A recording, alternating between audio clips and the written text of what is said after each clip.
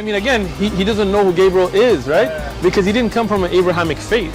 The people of Mecca were pagan. Quran has mentioned if this book was from other than God, they would have found in it many contradictions. If a book is without contradictions, that has no bearing on whether it comes from God or not. I've had phone books that are inerrant, but I certainly don't think God gave them. That we believe without understanding. Take this Uyghur flag, you sons! That the standard narrative has holes in it. The Prophet tells us because Satan or the devil sleeps over our nostrils. Those who oversleep and not pray Fajr on time, Satan urinates in their ears. I really do think Jesus was crucified and that he really was dead and buried. He thought that he was a son of God in the sense that he was specially chosen by God. I think Jesus really did think he was going to be the Messiah, the future king of Israel. I mean, that is, after all, why they crucified him.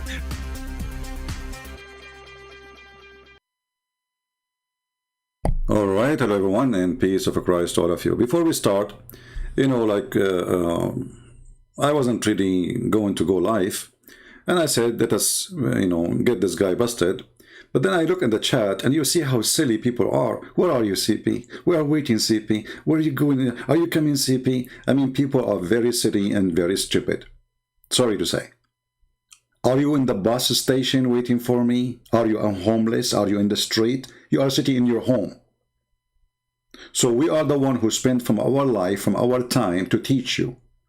And you are the one who calling us like waiter for you.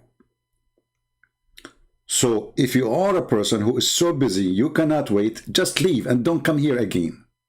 Now, we have two Abduls, and two Abduls will not make Allah God and will not make Muhammad a prophet. The Muslims are so desperate, they cannot find their prophet in the Quran, so they try to find him in the Bible. No problem. I mean, try. It's good to try. Doesn't hurt. Doesn't hurt. There's one person I need to ban here too. Here we go, we just did. When the Muslim, they try to find their God in the Bible, it's a good sign. Because that's mean our book is a true book and their book is a fraud. When a Muslim, he could not find a proof that Muhammad is a prophet depend in the Quran alone, and then even they say that the Bible is corrupt, and then they try to find in the book which is supposedly corrupt, what supposedly will prove that Muhammad is a prophet. So how a corrupt book will prove your prophet to be a prophet? That must be a corrupt proof. So it is really funny, silly, stupid religion. When you are desperate, bankrupt, you look for your pennies, and this is their pennies. So today, this guy, he is desperate to get some Abdul. He is, I think, from France. And, you know, this is the only way to make money these days. Say anything good about Muhammad, and people will subscribe and will support you. Muslims, they support anyone, speak good about Muhammad, even if you are a cockroach. So he got this guy, and this guy supposedly he claimed that he speaks Hebrew, and you can tell he is not even reading Hebrew. You know, they use websites like those. And this is how they read. The same as the Muslim when they call me and they claim that they are reading Arabic. And you can tell even his Arabic is funny and dummy. So let us go and see what this guy he have to say to us, and we go from there. Remember, the topic is that Muhammad is in Isaiah 42. All right. And he actually gives the Arabic word deen as being the closest in meaning to the Hebrew. See, they found the word deen is the closest to the Hebrew. You stupid idiot. The Hebrew and the Arabic is not a language. Arabic is born of mix of languages, and number one mix is the Aramaic. So you are silly again. What is deen? What a big deal, guys. We are close. We have the word deen. Shall I tell you how many words we use the same? I mean, Arabic exists before Muhammad, you idiot. What does this have to do with Islam? Like, is Muhammad is the one who created the Arabic language? Is that word used by the pagan before Muhammad or not? How this is how silly, and this, I mean, you did not even start, and you are making me vomit. This is how silly you are. This is the most closest word to the word Quran, deen. Aha! Oh. Wow. Okay, so wow. Mishpat. The other guy says wow, like, you know. I mean, this one made him say wow. You know, this is the close word in Hebrew, the word deen. The other guy says wow. But this is a word we use for centuries before even Muhammad was exist. What does have to do with Islam? The word deen means religion. So those who used to kiss the black stone, they have a deen. Those who worship Jesus, they have a deen. Those who worship the God of the Jews, they have a deen. Those who worship the star, this is deen. Deen means religion, you idiot. What is wow. The other guy said, wow. Legoyim Yotzi, Legoyim. to the Gentiles, he will cause to come out. The verb is he feel, it's causative. We can say he will bring deen to the Ummiyin. Why the Ummiyin, they don't have a deen? They don't. Look carefully what this guy he said. He just destroyed all the Muslim claim. He said that the word Ummiyin does not mean they do not know how to write, how to read. They are the Gentile. How many times we said to you this is how it is? And how many times the Muslim they say Christian Prince is lying? That the word Ummi does not mean a person do not know how to write, how to read. It means the Gentile. So he just admitted that the people of Muhammad, they are Gentile, and his prophet is a Gentile. That's wonderful. Continue. The Gentiles. Ummiyin means Gentiles. Correct. He will bring divine religion to the Gentiles. And we have confirmation in the Quran, 61:9 of the Quran, Huwa alladhi arsala rasulahu bil huda wa dinil haq. This is the proof you have? Let us go to the verse so people will laugh.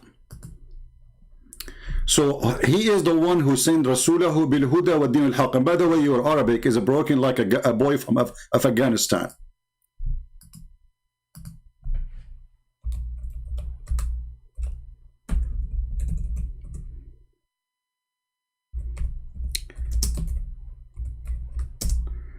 Everybody will laugh right away from the verse you just quoted for us.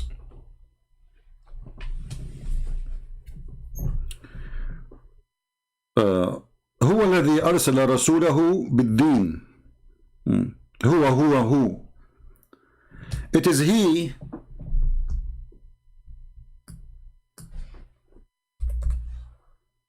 who sent his messenger. He who.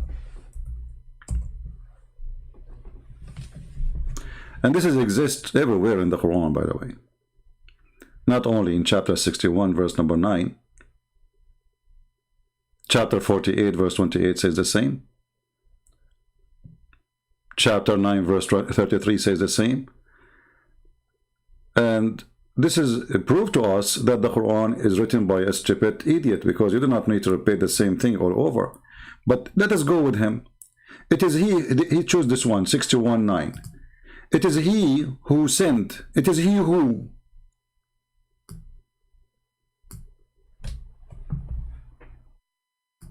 It is he who.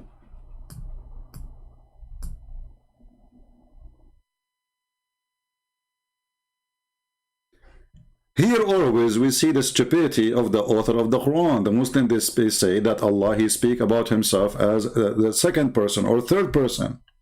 But that will not make any sense, because this guy, he'd always say in a stupid way, which means obviously the author is speaking about Allah. Their intention to extinguish Allah light by, between two brackets, by blowing. What the heck? With their mouth is okay. Who is talking that?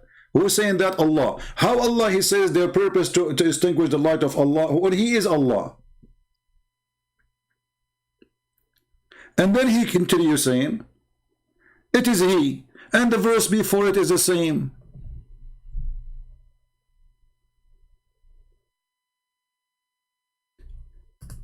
If you read verse number 7, actually, you will see that the idiot who chose this verse, he is stupid. Why?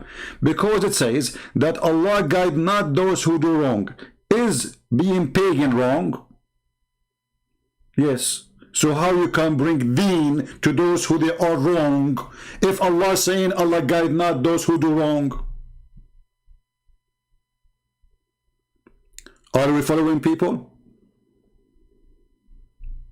Are we following? He just chose a verse. That verse get him busted.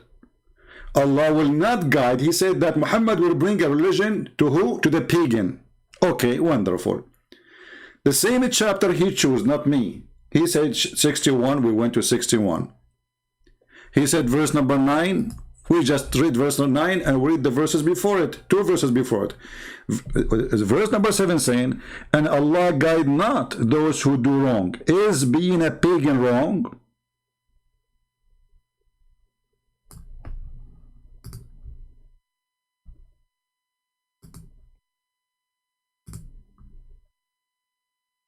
I want Muslim to answer. Is being a pagan wrong? And by the way, I started blocking people who say things will make my blood boil from now on, especially females.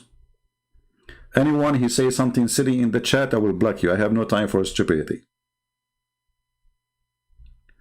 And Allah guide not those who do wrong.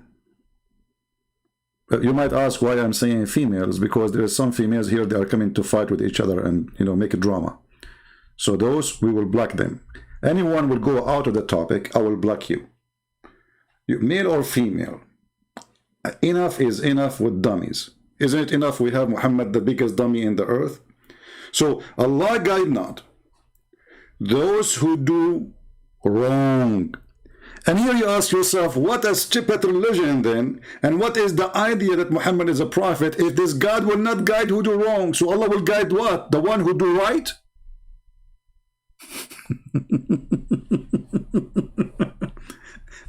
Shall we stop? We are done. We refuted them. We do not even need to continue about Muhammad in Isaiah 42.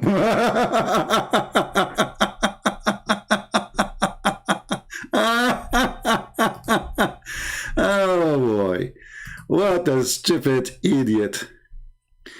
Anyone will use a bad name in the chat. If your name is bad, we will block you too. All right? So, and Allah will guide not those who do wrong. But this guy in the video is saying that Muhammad, he will broke the religion, divine religion, to the pagan. But Allah will not guide the pagan because they are doing wrong. Is worshipping another God beside God, isn't it the biggest sin in Islam? Yes, it is.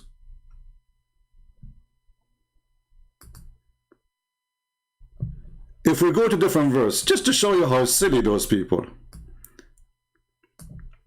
This is the most stupid silly cult, and it is the easiest to defeat. You know, I can have a hard time with somebody's an atheist. He say he was a monkey, and then I say, okay, I say to him, I surrender. That's it. I cannot debate you. You are a monkey. You won. Okay, you're a chimpanzee. But a Muslim trying to debate, he have the most horrible, stupid book ever.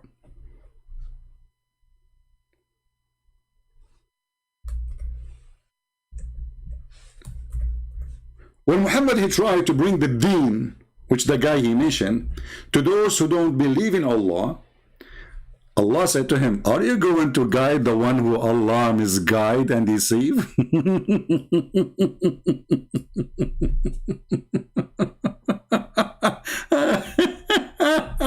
Unbelievable. So listen carefully. Muhammad, he went to those who don't believe in the true God, and he said to them, I want you right now to believe in the true religion, the divine religion, the one come with the black stone, we kiss it and we lick it, and it's in the shape of a vagina, the God who promised you an endless penis and a big ass, and women vagina, whatever you use it, Allah is going to fix it, and you don't be confused about using it again. It's going to be virgin. That God, he said to him, Are you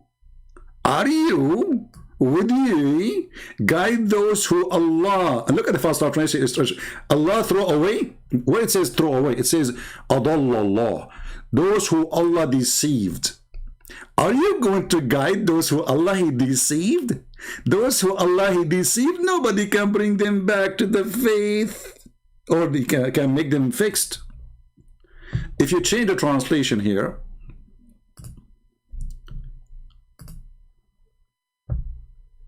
or the translator, sorry. Because in Islam there is something funny about translators. When you translate you change the translator, you change the whole Quran.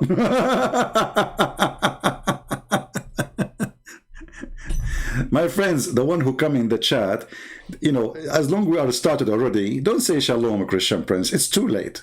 Okay, like, come on, you imagine you enter the classroom and the teacher is talking and now you are saying to him, Assalamu alaikum, you are acting like Muhammad now. So listen carefully, don't be like my cousin who went to the movie. He spent the day saying Assalamu alaikum, and when the movie is over, he was not yet done shaking hands and saying Assalamu alaikum. So you enter the chat room and we are talking, avoid shalom to you. It's not important. When Allah, he says, do you want to guide those who Allah deceived? The Muslim here, they are using send astray. How Allah, he sent people astray? I thought the one who sent astray is the devil. Isn't it? Who is the one who sent people astray? Is the devil. Even the Quran confirmed that. But the Quran, at the same time, confirmed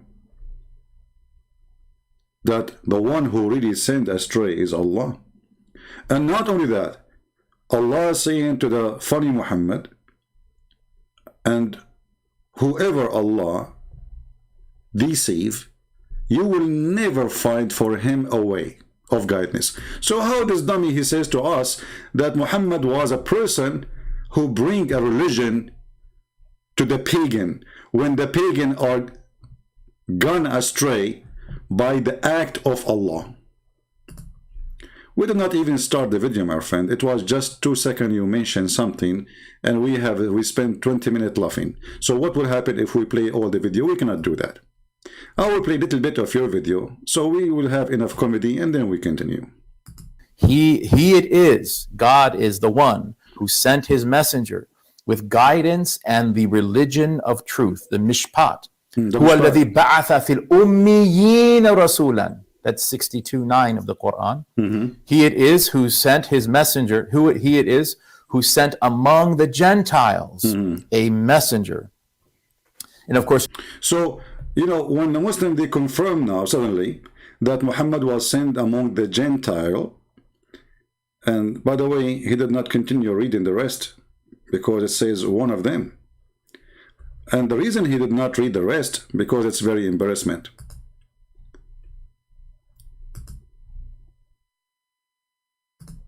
I will show you why he did not read the rest.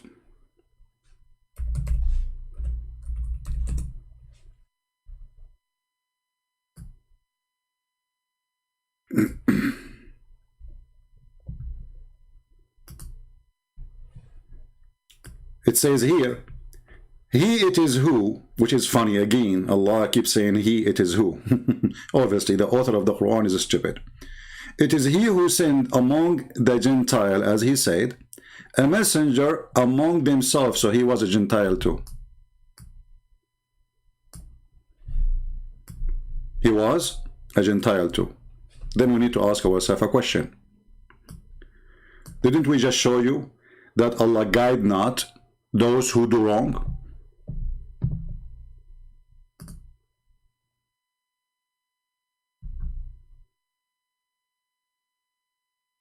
Chapter 61, verse number 7. And isn't it wrong to be a Gentile, which means not to worship Allah? So Allah guide not those who they are Gentile. How Allah will choose Muhammad to be guide or guided?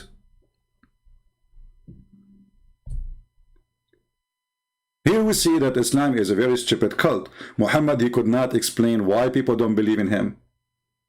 Muhammad, he said that if 10 Jews only believe in me, the rest of the Jews will believe, which means it was a big failure. Not even 10 Jews believe in him. When it's come to Jesus, he said, I came for the sick, not for the healthy. That makes sense. Because guidance needs to the one who's lost, not the one who's not. The one who's not is not lost. So why do you want to give him GPS? He have it already. So Islam is a stupid cult.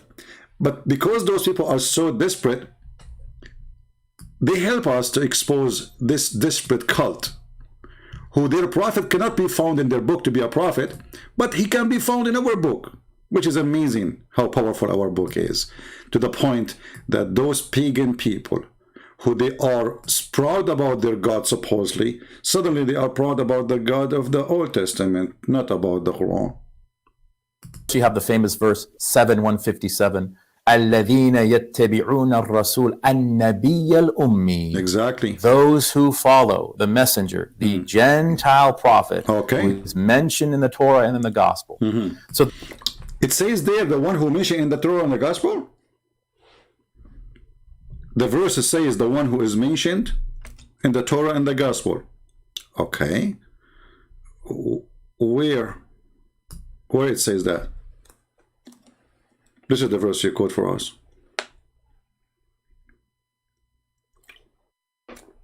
This guy is adding words to the verses.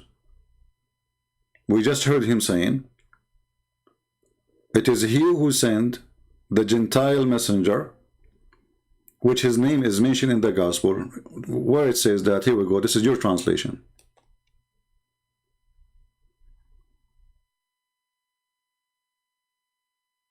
Where we can find that.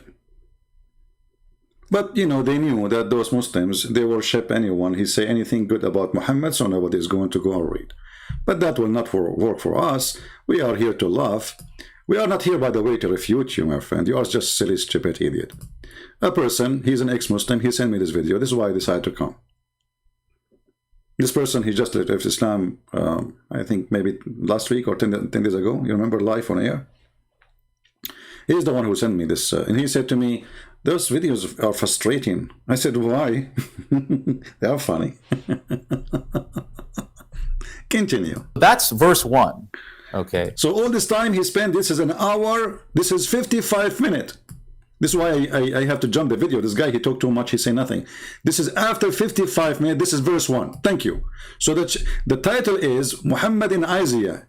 It took him 55 minutes to read verse number 1. I hope it's not going to do the same for verse number 2. Continue. Verse 2, it says, Lo yitz'aq velo yisa velo yashmi. You know what? I have a challenge for you. To call me live and to say those words and your eyes is closed.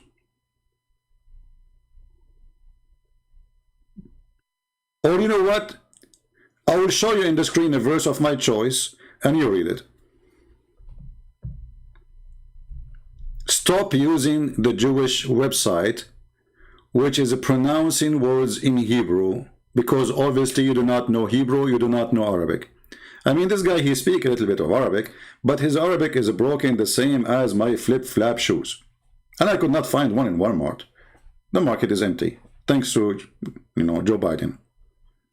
So, you know, like, okay, I'm going to read Hebrew right now. I became a Hebrew expert. So I will read, and now I became a Hebrew, you know, scholar. Read for us, please. Tell us what verse number 2 is saying. Give us the cheese. He shall not cry out, nor lift up, nor cause his voice to be heard in the streets. Meaning outdoors. Ibn Ezra says, Ibn Ezra said, the Muslim, they ask Ibn Ezra, and Ibn Ezra said, okay, what Ibn Ezra said? This was so that people would flock to him and not flee from him. So he have to be very nice, very gentle, and very kind.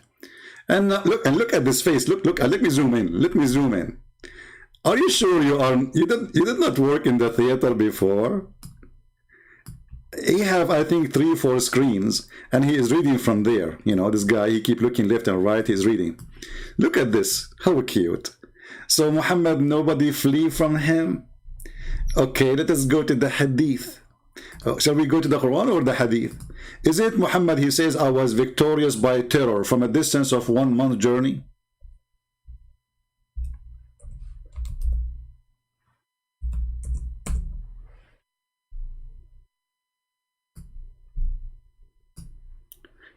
He is a scary bastard who people run away from him from a distance of 1 month journey.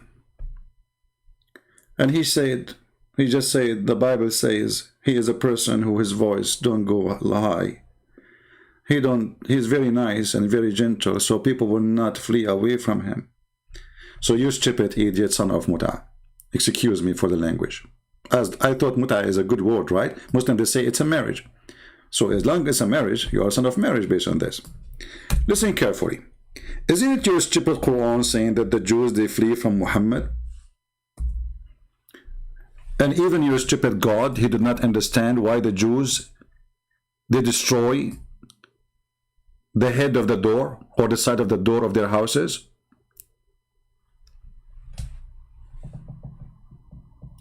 It is he who get out the unbelievers. From who? From the people of the book. From their homes. Okay? I thought they will not flee. You just said they will not flee. Everybody flee from Muhammad. Even his family, they don't want him. And here it says, they destroy their dwellings by their own hands. The stupid Muhammad could not understand why the Jews, when they left, they took from the side of their door, you know, they destroyed the door because simply there is a piece of rock. They write on it a verse from the Bible, from the Old Testament, that like you, Israel, your God is one. So the stupid Muhammad saying, like, well, the Jews, why they are destroying their houses? Wherever they go, when a Jew, he leave the house, he don't care for the house, he cares for that rock. Because in the new house, he will put it there too. It's a sign in the top of every Jewish house. So the silly Muhammad, he could not understand why they are doing that, but for sure, somebody who have little education, he will know. But as he said, his prophet was a Gentile, and he is ummi, he is illiterate. Illiterate in the meaning he know nothing about God. And this is why, you know, if we go back, we will see that a person like this guy who claimed to be a sheikh, the shaky sheikh Uthman, he said that Muhammad was from the pagan. Muhammad, he was from the pagan. Actually, this guy, he agreed. Muhammad was a pagan person, and he do not know who is Gabriel. He do not know who's Gabriel. He never heard of him.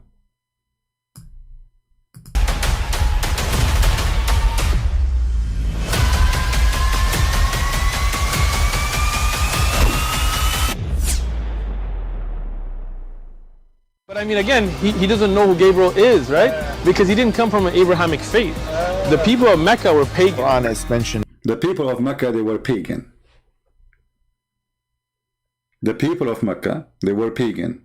He himself, he is not from the Abrahamic faith. All of this prove that the Muslim choice of Isaiah 42 is absolutely a fraud, because this person is already a servant of God. This person is already a believer in the true God, not somebody later will believe. He was named servant. He was not named a pagan. So he was a servant. He will bring the divine religion or believe to the pagan, but he is not a pagan. Do you see how silly they are? This is Isaiah 42. He arrived now to verse number 2. So he will not raise his voice in the street. He will not lift up. He will not even break a branch of tree. He will not burn a tree. So this person is already a servant of God. Muhammad, all his life, he is a pagan. And actually, after Islam, he is a pagan too, because still they believe in the same God. So if we go to the hadith, I'm not going to waste my time with this donkey. We will find Muhammad, he is burning.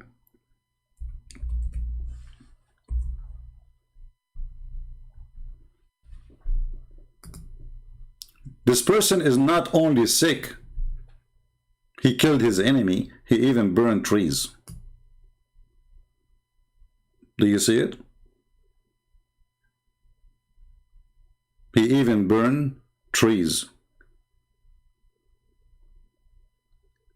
And the funny thing, this guy too in the video, We will not play it, all of it, because they might claim copyright over it. He said that the Prophet, he was protected. The funny is, all of us, we knew that Muhammad died by poison, which a woman, a Jewish woman, she bought from Home Depot for rats. So Muhammad, he killed, Muhammad, he raped, Muhammad, he did everything. And then he says to you later, he will say, well, you know what, the Christian, they might say, well, this is against what the verse here is saying. And then he say, well, Moses, he killed 3,000 people. Abdul, stupid idiot. Why you jump to Moses? Do the Christians say that this prophecy is about Moses? You see how stupid, how silly you are. So Moses, he killed 3,000 people. The Quran says that he should kill them all.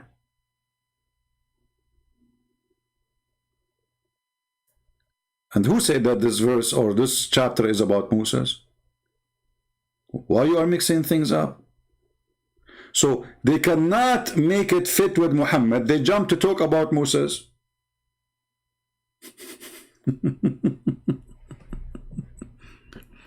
So my friends, we made tons of videos refuting those garbage. But as you see, I mean, it's silly. This guy is a child molester. First of all, shouldn't we ask ourselves if he's a prophet?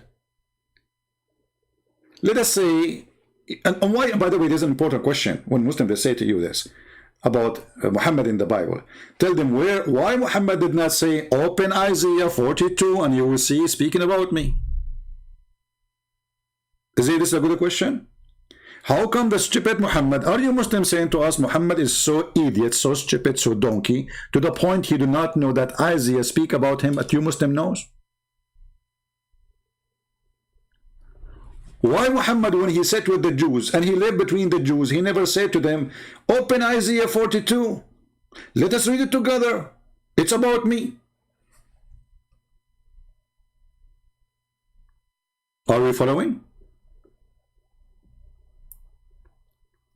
So what the Muslims are giving us a message that we need to help our prophet to find himself in the Bible.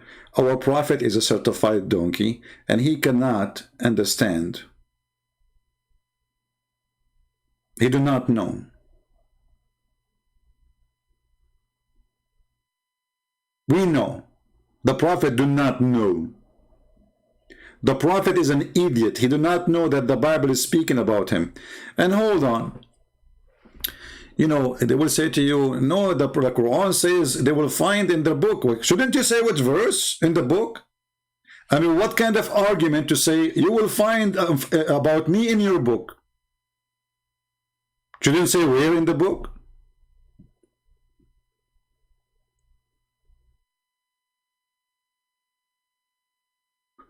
And man, the Jewish, they corrupted their book, but they kept only that chapter. That's it. The whole book is corrupted. This chapter is about Muhammad. It's a very silly argument, very stupid. But I want to show you something. I found a video about this guy, from this guy. Here, he speaks about the satanic verses. And I will show you how Muslims themselves, those who attack Christianity, they are really our biggest help to make Muslims leave Islam. Go, Abdul. This will tell me the Prophet Muhammad, peace be upon him, violates Deuteronomy 18:20. So what does Deuteronomy 18? My friend, your Quran, your prophet is the prophet. He violates everything. He's a child molester. He's a rapist. He's a thief. He went to his own son. He flirted with the wife when the husband was not there, and he was sleeping with her already. Your prophet, he worshipped different God. Your prophet, he is a black stone kisser. Your prophet, he pray in different direction. Your prophet, his God have different name. Your prophet, his God is not a spirit. Your prophet God have different nature. So, what an idiot. Even as long as you believe in Isaiah, do you believe in Elohim? Elohim mean gods, don't mean God. Why the God of the Jews, he used the word gods, describing himself? Why your Quran never used the word Elohim?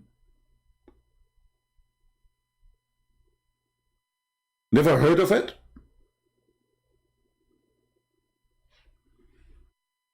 20 say? It says, "But the prophet who presumes to speak a word in my name, which I have not commanded him, or who speaks in the name of other gods, that prophet shall die." Okay? So what are they talking about with this verse? They're talking about the story of the satanic verses, right? Of course, so this was a phrase that was coined by, Scottish Orientalist William Muir. Muslim scholars refer to it as Qissatul Gharaniq or something like that. Abdul, let me teach you Arabic. Qissatul Gharaniq. Gharaniq. May Allah gharnuq you. Continue. But as you know, Christian apologists, they love this story. Yeah, we love it. They think it's the greatest thing since the book of Galatians, right? And the other guy he love. The other guy he love. Whatever this guy he say, this guy he support. Like, wow, love. Oh, he's the Joker, like that, the blonde guy. What a whore.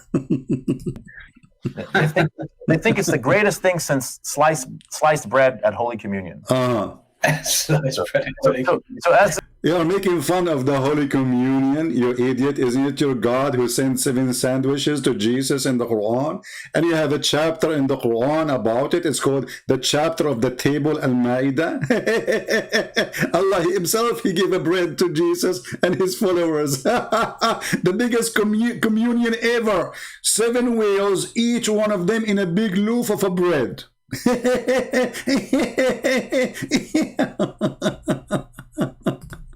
As the story goes, and there are multiple contradictory versions of the story. Okay. Yeah. When the prophet was in Mecca, he was reciting Surah An-Najm, Okay. and he recited أَفَرَأَيْتُمُ اللَّاتَ وَالْعُزَّى وَمَنَاةَ الثَّالِثَةَ الْأُخْرَى. Have you not seen these 3, Alat and Al-Uzza and Manat? Okay. These were considered to be goddesses among the pagans. And then Satan apparently whispered 2 false verses to the prophet, which he thought were divine revelation. وَتِلْكَ الْغَرَانِيقُ الْعُلْيَا وَإِنَّ شَفَاعَةَ تلك الغرانيق العليا. This is a scholar, supposedly. تلك الغرانيق العليا. Hey Muslim, did you hear it? If a Christian prince is the one who said that, the Muslim, they will make a drama about it. تلك الغرانيق العليا. العليا. العلا, you idiot. العلا. العليا. You're so cute. I wish I can grow someone like you in my yard, but I don't think that government will allow me. Yeah, continue. Let us see. Satanic verses. لَتُرْتَجَى. The Turtaja? And eventually the prophet, the Muslims, and all of the idolaters prostrated. Okay. Word then spread that the prophet had compromised with the idolaters. Hey, Abdul, liar. They did not prostrate only. Your prophet, he prostrate with them. Continue. And everything just sort of got along, but then Gabriel informed the prophet of Allah, and those verses were removed from the Quran. So that's sort of the basic story. Now Christians, they point out that this story of the satanic verses, it must be true because it fulfills the criterion of embarrassment, right? They say, why would a Muslim invent this story? Why would a Muslim invent a story that embarrasses the prophet? It must be true. So I personally agree with Imam al-Razi about this story. Okay. What he said? Imam al-Razi, he said that this story not only clashes with the Quran and the Sunnah, but also clashes with reason. You stupid idiot. How it's going to clash from the Quran? If you just say it, Allah will remove it.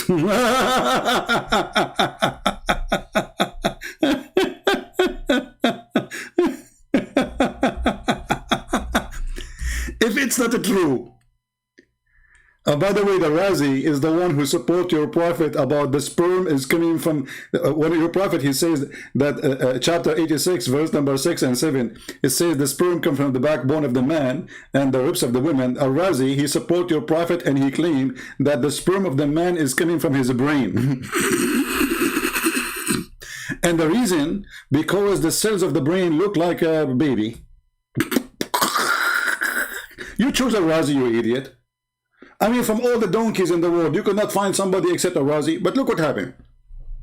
He said he speak like he don't believe in this story, but the Quran confirmed the story. He said that the Quran have a clashes with it, but the Quran saying Allah will remove it. So if Allah, why Allah will remove something is not there?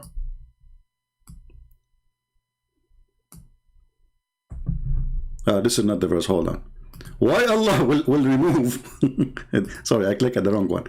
Why Allah will remove something? Even the Quran says Shaitan he throw in his vanity a desire. The verse says that. And this guy is saying, he said this is not true. Oh boy. This is not true, brother. The story here, it's not true. But the Quran confirmed it. The Quran confirmed that Muhammad he received satanic verses. Otherwise, why the Quran saying so? And not only that, the Quran saying it clearly that Shaitan throw it, Allah will take it off. And now I challenge you to tell me what Allah take off or took off. And what is our guarantee that this verse itself is not made by Shaitan? Because if Shaitan was able to put satanic verses in the mouth of Muhammad, he can put this one too. This guy, he said in the beginning of his video that Allah, he protected Muhammad. Asimuka. Allah, he said, I protect you. But as you see, he did not. Because protection will not happen after the disaster.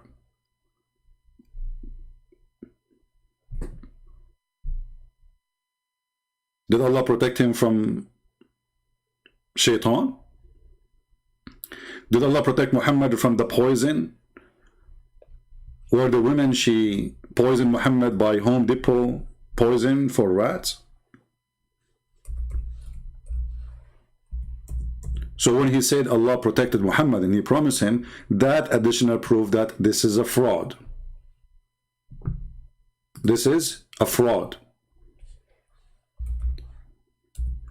Now when he go and he say, this is why Al-Razi, so, you know, Al-Razi is your witness. And Al-Razi, he said, this is conflict the Quran. Shouldn't you give us why? Why it conflict the Quran? How it can conflict the Quran when the Quran say clearly that Allah will take what Shaitan he throw?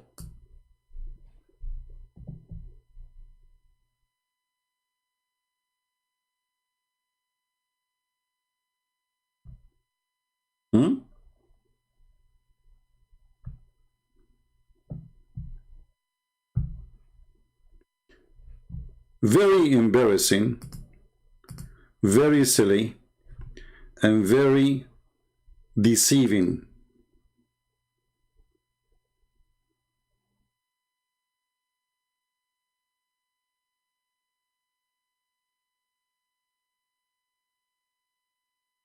Do we have any Muslim want to say anything?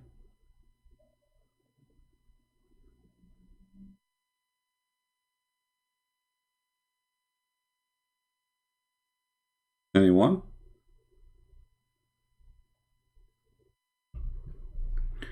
And if we go to Al-Razi, and this is Al-Razi in the front of us, it says here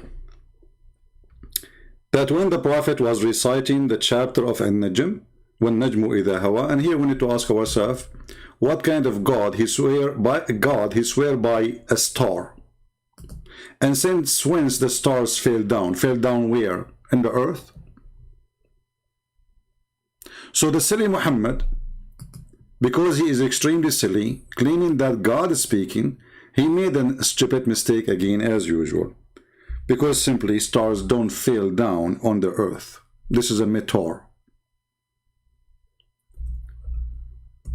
And Muhammad, he think it's a star. In the top of that, as long we are talking about pagan and believers, isn't it this is a proof that Allah is Muhammad the pagan? Because why Allah will swear by a star? You see, always we swear by something. If somebody want to take an oath, you take an oath by something higher than you. more important than you, extremely valuable for you. But a God he swear by a star. Why? And actually, if we read this chapter here, you will see this chapter is a disaster, proving again that Isaiah cannot be about such a stupid prophet. Why? Because this prophet, he claimed that Allah, he said to him, Allah, he said to him, by the star I swear when it goes down. Why Allah need to swear by the stars to confirm something?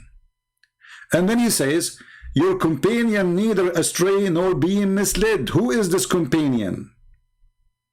Muhammad?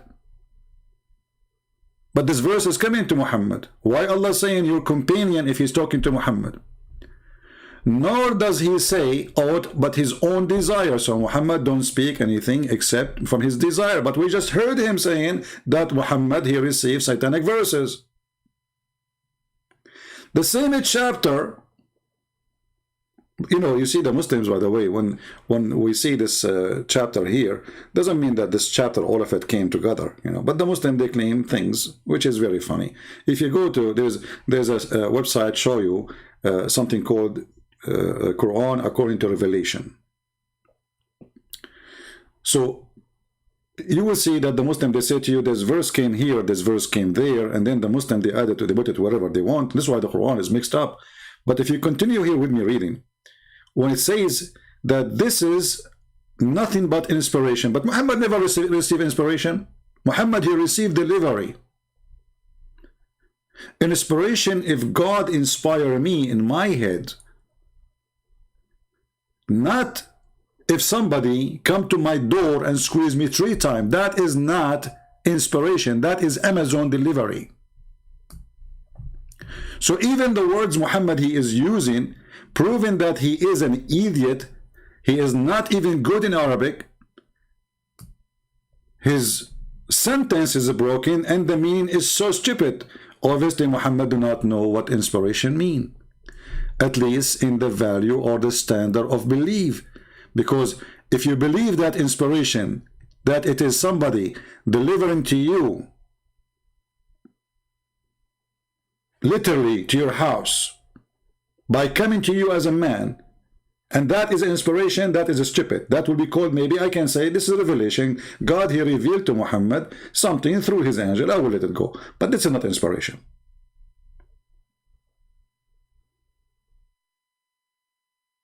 I can say I was inspired by this person, which means he gave me ideas. But he did not come to me and tell me do this and that. So as long as he received a squeezing machine, his name is Jibreel, he came to him as a grandizer, he squeezed him 3 times, and Muhammad do not know why, and Muslim do not know why, because why you are squeezing the guy who do not know what the point? And why you are saying to him read if the guy cannot read? Who is the stupid here, the angel or Allah or Muhammad? One of them is a stupid. I say the 3. Because if I say to a person who cannot read, that is stupid unless I want to do a miracle. Like Jesus said to the one who cannot see, he saw. The one who cannot walk, he walked. He said to him, walk. Allah said to Muhammad, read. Did he read? No. Add to that, and to this, and this, and this. He continues saying, he was taught by the mighty in power. You see, the Muslim, they say that they believe in one God. Correct? That's what they say. They believe in one God. But Muhammad was not taught by Allah. He was taught by a person. He is one mighty in power. Who is that? Who is a Muslim want to help us?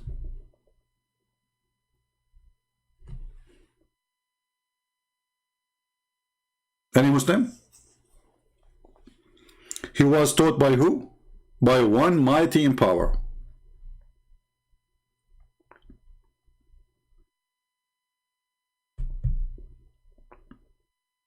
Is that Allah? If the Muslim, they say this is Jibreel, so Muhammad was not taught by Allah. And the inspiration is not from Allah. That means Jibreel is God. Then he continues saying, endued with wisdom, for he appeared. Okay, hold on. Allah praising Jibreel now? Or he is speaking about God? Who is this guy who is, full of wisdom? He is so strong. He is a mighty in power. And then it says, while he was in the highest part of the horizon. Like, what the heck? Who's this? And then it says, and then he approached and come closer. Like, what the heck? Listen carefully. The one who taught him, he taught him when he was in the horizon, and he is a mighty in power, and he is full of wisdom. So why he getting closer now? He taught him already. Based on this, Muhammad been taught the Quran before anyone come to him, regardless if this person is God or angel. It says that he taught him by one mighty in power. By the way, this is a translation saying by one mighty in power, but doesn't say that in Arabic. It says Allamahu shadidul quwa. The one who taught him is the mighty in power. It doesn't say the one. The one who taught him is the one with mighty in power. Or he been taught by the mighty of power person. And then he approached him. Okay. And then he was a distance 2 bow length or even nearer. So the story of Muhammad being squeezed by Jibreel is a lie. Because this is not to bow barrier, distance. Muhammad lied in his story, because as you see, he did not touch him. He was close. And then what happened?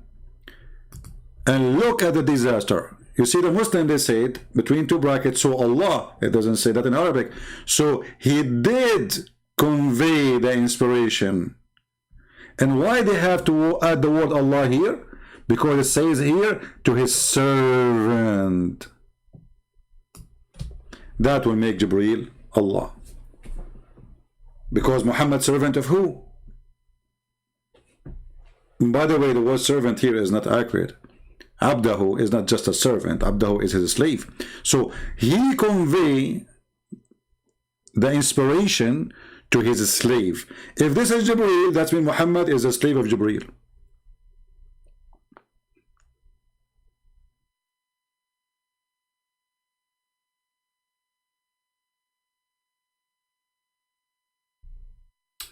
All right, John, we pray to your brother-in-law to be fine. We pray. So you see, guys, how stupid this religion is.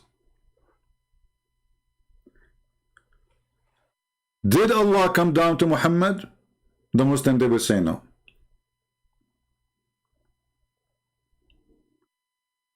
Do the verse says Allah convey the inspiration to his servant? No. It says, so he did continue what happened. He closed the distance and now it's time to deliver. Why you insert Allah here? Unless this is Allah. Very silly, very stupid religion. And if we continue, watching the videos, you will see that every single word they say is just a joke. Muhammad, not only he worshipped different God, Muhammad is a satanic messenger. The Quran proved that. And when the Quran confirmed that even Shaitan is an employee to Allah, and he is not a bad person, and Shaitan is a Muslim. Actually, even Muhammad, he confirmed that he received his command from the devil.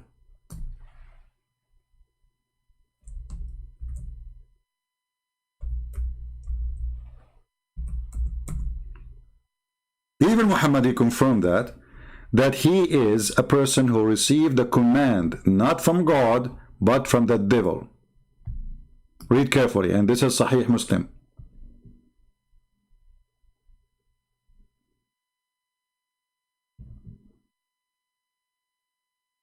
Focus with me, people. Don't ask me about why Muhammad hates dogs now, because this is not our topic. Are you suffering from flight of thought like Muhammad? Focus, focus. Be mature adult. And we know why Muhammad he hates dogs, because dogs hate him. Dogs can, can sense evil. But focus with me. Muhammad, he says, there's none among you, but he have attached to him a shaitan, a devil. The Muslim, they will say to you, it doesn't say shaitan here. No, it does. Here we go, let me show you. We just move a little bit. The mischief of shaitan. Do you see it? The mischief of shaitan. Okay, what shaitan he do? How he send his troops, what the heck, to tempt people, and every person there is a qareen. What qareen mean? A companion. So according to Islam, every person he have a boyfriend, and his boyfriend is a shaitan. Muhammad, he said, I have a boyfriend, is a shaitan too. And he do what shaitan do. And they said to him, and you do have to? He said, yes, but Allah helped me against him, so I am saved from his hand, and he does not command me but for good. So Muhammad received command from who? Muslims. Muhammad received commands from who? It's in the front of your eyes, the devil. So when the Bible speaks about prophets, prophets should not receive command from the devil, shall not speak in his name, shall not worship him, shall not follow him, shall not do what he do. Everything Muhammad did is a devilish, satanic. Not only he received satanic verses, this is the lowest to talk about. What about Muhammad, the good man, the wonderful man, making a chapter in the Quran saying any Muslim woman, she can offer her vagina to the Prophet so he can if it. Isn't this devilish? Is it really from God? He made verses saying any woman, she want to offer herself to the Prophet? Are you saying to me that Muhammad is a man who don't care for himself, but he care for his penis? Are you saying to me that Muhammad is very humble, but not when it's come to his penis? He want every woman to sleep with him. Even he said that Allah, he promised him to have sex with Mary, the mother of Jesus. This is how filthy he is. Even he said that he is going to have sex with the wife of the Pharaoh. Even the wife of the Pharaoh is not safe from his hand. When Khadija, she was dying, Muhammad, he said to Khadija, look how filthy he is. I mean, the wife is dying, and look what he's talking to her. He said to her, don't forget to say shalom, salamu alaikum, send my greeting to my wives. Khadija, she said, what the heck? You married women before me? You did not tell me. Muhammad, he said, I forgot to tell you, Allah will marry me, Mary, the mother of Jesus, and the sister of Moses, and the wife of the Pharaoh.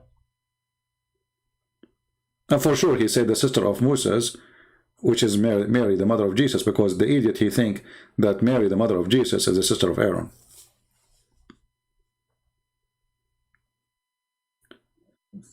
So we are so glad that Muslims are trying to find their Muhammad in our book, because obviously their book is stupid. You see, when somebody says to me, Muhammad here, Muhammad there, Muhammad is everywhere, my friend. Muhammad in the cartoon too. When you say that Allah protected Muhammad, here we go, we are making a mockery of an idiot. Where is the protection? The whole world is laughing at him.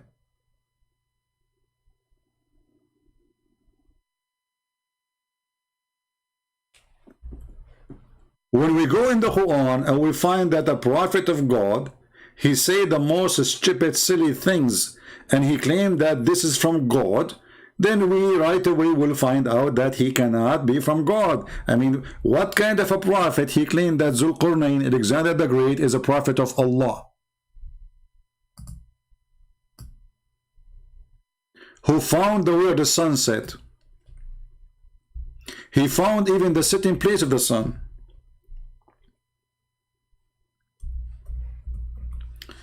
The Jewish always, they used to make fun of Muhammad. That's why he hated them, by the way. Later he discovered, but it was too late. The Jewish, they came to him, they told him, tell us about Prophet Zulqarnain. The donkey, he took the bait. He believed them. He said, yeah, he's a prophet of Allah. And Allah gave him power.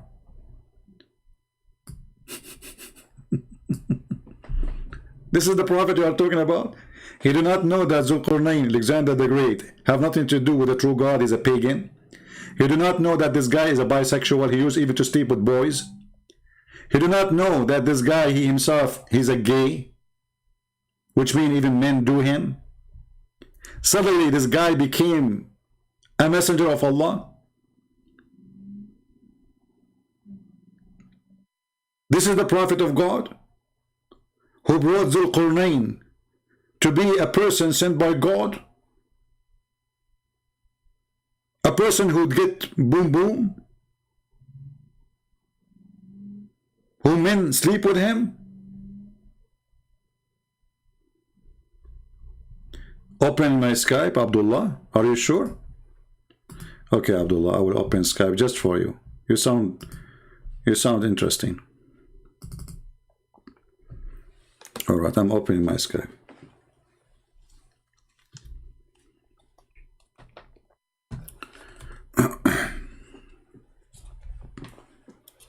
Okay, Abdullah, send me a text message, my friend.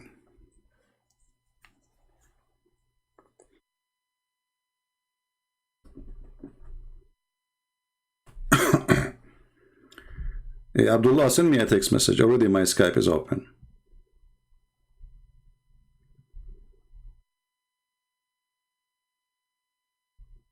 I'm waiting for you.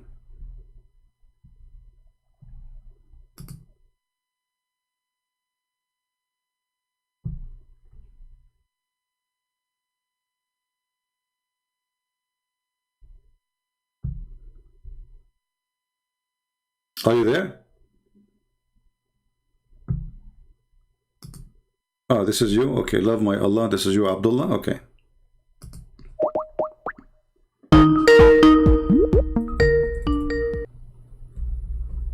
Hello?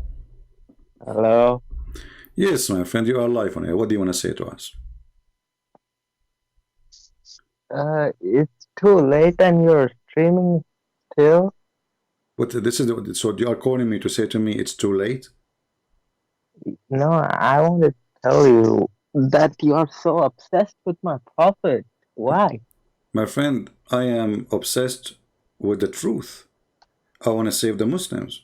So it's, imagine if now it is for me 2:13 a.m. in the morning and I save a Muslim from going to hell. Isn't it amazing? Instead of going sleeping and snoring.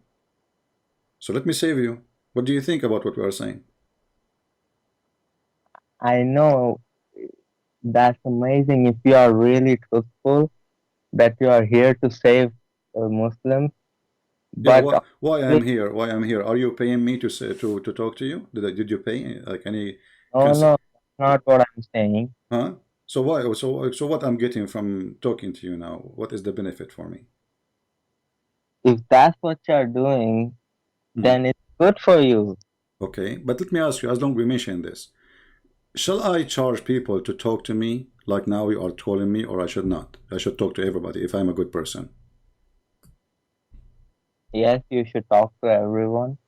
Okay, so why your prophet, he will not talk to anyone unless he pay him? Okay, we'll get to that, but No, we get this to that now. Why your prophet will not talk to anyone unless you pay him? I don't know what are you talking about. Show me. Don't tell me why I'm talking about. I'm asking you, is it true that your prophet will not talk to people, individual, unless they pay him? Yes or no? I don't know about that. I don't care if you know or not. I'm asking you, is that good or bad? I don't know the context. Show me. If I read it, I will know. I will tell you before, okay, I'm asking you, is that bad or good? I mean, you need to know. Is it right that I will not talk to you unless you pay me first?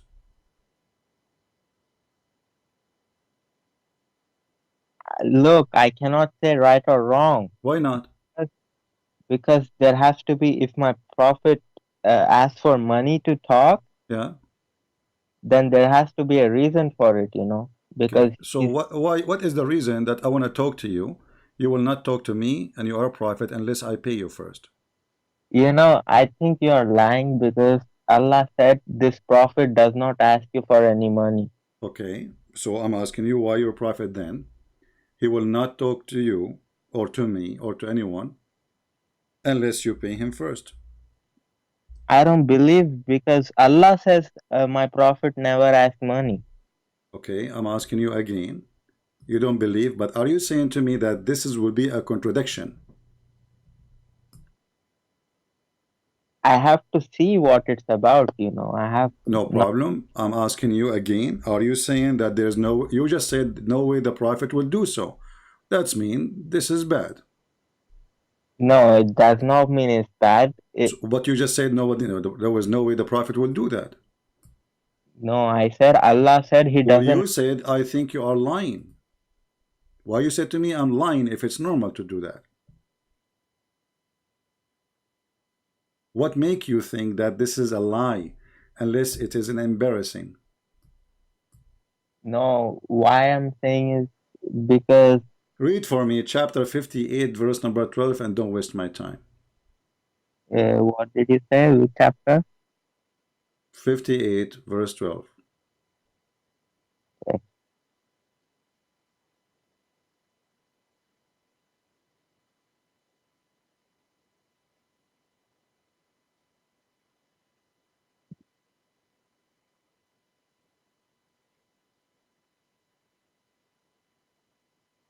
Okay, all you who have believed when you privately consult the messenger, present before your consultation a charity that is better for you and purer, but if you find not, then indeed. Okay, Allah is not like forcing everybody. You see, Allah is saying, but if you cannot give it, then Allah is forgiving. Okay, but this is make it a sin. Like, when you go now, if you want to talk to the prophet and you don't have anything in your hand, Allah will forgive. Allah is all merciful. He's making them feel guilty. So you have to bring something to him. And you will see here it says in a private consultation. So you're a prophet. He have a clinic. He opened a business. You want to talk to me in a private, you have to spend some money first. It is for the sake of Allah. The sake of Allah, you have to give it to Muhammad. What sake of Allah? You have to give it to Muhammad. Allah's religion. What? To help Allah's religion, he has to give some money. People have. Why Allah don't give him money? Isn't it Allah is God? Isn't it Allah he can open rivers of gold and silver to Muhammad? Why Allah he need to beg for money, asking Muslims, the poor Muslims, to give Muhammad their money? Allah can do all of that, but Allah. No, he cannot. Prove it.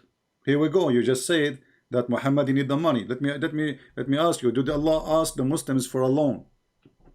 Yes. That's okay. Why Allah is asking for a mortgage, a loan? Okay, let me explain to you. You see. You see. It's same with how Jesus. You guys say he came to the world humbling himself, right?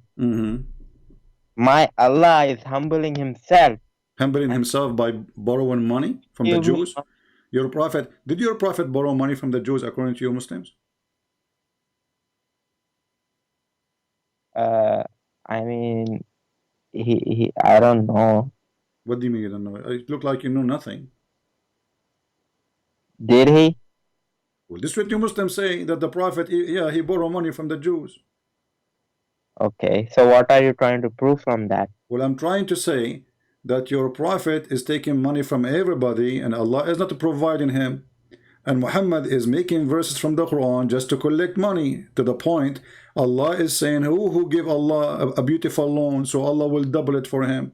Secondly, if Muhammad took a mortgage from the Jews, that means he paid interest, and that will not make him a prophet of God, for he himself practicing something against God teaching. What kind of a prophet he pay interest by taking a mortgage from a Jew? A Jew will not give you the money for nothing. It's not a charity. He's doing a business. So Muhammad take a money from the Jews. He is paying interest. Muhammad, he is seeking money. He asks people. He says, if you give me money, Allah will give you a corner lot in heaven. So Muhammad is a fraud. Wherever he go, he want to take money. Did he pay back the Jews? No, he killed him. He took the money and then he killed him later.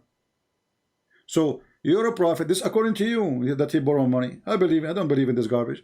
But here you see that Allah keep in the Quran saying, who want to give Allah a beautiful loan? Why Allah he need a beautiful loan? Cannot Allah open all the money and the sources to Muhammad? Can't he provide him? Don't the believers say, God is our provider? Who is the provider of Muhammad? Who is the provider? Yeah, It's Allah. Like no, even but, for if you, Allah himself is begging for money, how Allah is his provider? that's Allah motivating his slaves. Oh, so Allah he motivate his slave. So, but he cannot give money. Allah himself he cannot give money to Muhammad. Did he give him money? Whoever gave him money, What do you mean whoever? Why Allah saying give a mortgage to Allah? okay, let me explain. Explain. Go ahead. Since my Allah is By the way, I noticed that you are the smarter between all your brothers. You are the only one kid in the family, right? yeah. Yeah, this is why you are the smarter between all the brothers. Okay, go ahead. Yeah. Genius. Okay. Continue. Go ahead. Like those people, whoever gave money right to my prophet, they gave it because Allah told them. So it's basically they are giving because Allah asked for money. So my prophet is getting that because of Allah's order. You see? See, that's how Allah provides. You don't see the wisdom. You don't see the beauty of Islam. Okay. And Allah said, I will give you 700 times more on the day of judgment. And okay, hold on. Okay, so Allah will give you 700 times in the day of judgment. What you would do with the money in the day of judgment? not money. What he will give you then? He will give 700 times the reward. What is, okay, 7 times reward, what is that? That's gonna be 700 times more status in Jannah. What does that mean?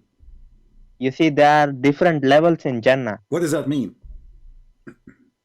Meaning, let me explain to you. One level in Jannah, the difference is, let's say I am in a lower level and my father is in upper level than me. Okay. So I will be looking at him like how you guys look at star. That's how far he will be. Okay, and what does that mean? I mean, okay, you told me that he is far, but this is not good because you will not see your dad no more. What kind of reward this reward is? So now you and your father in heaven, but you are in the floor, he is in the front floor. Hey dad, do you hear me? No, you idiot, I cannot hear you, I'm so far. What? I just gave you an example. Okay, this is your example, not my example. Your example is funny and stupid. I asked you, you said 700 more time reward, and you said to me, there is devil. But what you would do in those levels, what you will get? Is it true that Allah will give you 80,000 little boys in heaven to do things to you? Those are slaves. Okay, why you need the slaves in heaven? What they will do exactly to you? Allah will make us kings in our Jannah, you know. Allah Okay, will make us feel like we are kings. Okay, what the slaves will do? Explain to me. They will give us whatever we want, like they will serve us with food. So those, you need 80, how many sandwiches you will eat a day? It depends on how that place will be, you see. Okay, but hold on. Isn't it your God, Allah, he says, even the hadith says, if you look at the bird in the sky, is going to be in your dish right away, so there's no need for a servant. Isn't it your Quran says that your clothes will never wrinkle, will never be worn, which means you do not need laundry, you do not need to take a shower, and the food, even the trees will go down to you. So what the servants for? They will do nothing. What those servants are doing? No, those servants are there for specific time. They will bring food at specific time. But your God, Allah, he just told you that the food will come to you. Nobody need to bring it to you. Yes, that will come. but that does not mean that the slaves will not do what they're supposed to do. Okay, hold on. Can you describe for me first the slaves? Describe them for me. By the way, you are the smarter again between all your brothers, and you said you are the only brother, you are the kid in the family, and you agree that, okay. So describe for me exactly how those slaves look like and what their age. Is it true that they are kids, little boys? I mean, they are young. How young? Described as, I don't know exact number. Why you don't know? They are young. They are like maybe physically strong, young. You know. Strong, you like them strong? No, I'm not saying that. But what do you mean you're not saying that? You are being dirty now. Like, look at you. You said they are strong. What they will do exactly? What do you mean? You see, you always have this evil mentality of taking. But your Quran says that those kids, those boys, they will never bleed. Those boys will what? Will never bleed. Okay. Why they will not bleed? They are strong because they are strong. That's how beautiful Allah made them, you know. What the beauty have to do with the bleed? They are boys. Women they bleed, but why boys will bleed? From what? I don't know. You should know what context Allah is you saying. Tell me. You are the Muslim who you are the only smart person in the family between all your brothers, and your mom, she have only one son anyway. So you are the genius, and you are saying to me that those people, they will not look. The Muslim, they translate the word bleed that they will not get drunk. Are they going to drink with you? Oh, so it's actually a drink. But the boys will drink with you? You will be drinking with boys? Or they are servants? I mean, if they are servants, but if we want them to eat with us, they will. Okay, but here in Arabic it says la yanzifun, they will not bleed. So why they are saying they will not get drunk?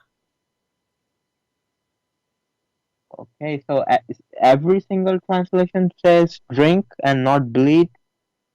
So why it says here, you know? So they mean that they will not bleed from drinking. If that Arabic word is actually bleed, then I would have to ask somebody why instead of like writing bleed, why? Okay, let me ask you. Let us take it here. It says here that those boys around them, they are youth, and in different verse it says that those youth are very white. Why they have to be white? Why they are so white? They are the same as lu'lu mean, you know, like pearls. They are so white like pearls. Why they are so white? You see, when you will see how a pearl looks like, beautiful, shining, bright. Okay. Then you will see its beauty. Allah is describing them how they will be in beauty. So you like a beauty? You like pretty boys around you? No, that's not what I'm saying. But Allah, you are the one who said beautiful. Okay. Every word of His is beautiful. Okay, you said that they are young males. They are very, very pretty, and they are pretty like pearls, right? Do you agree with the word pearls with the Quran? Yes, I do. What does that mean by saying pearls, like pearls? Pearls means like a diamond, you know, like a rare. Pearls is not diamond. Pearls is very white. Yeah. Okay.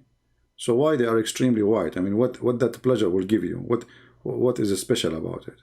And why they are boys, by the way? Why they are not male, big male? Why they are boys? Young male servants, not young kids. No, it says boys. Ghulman. Yeah, ghulman. Yeah, ghulman is boys. And what's for adults?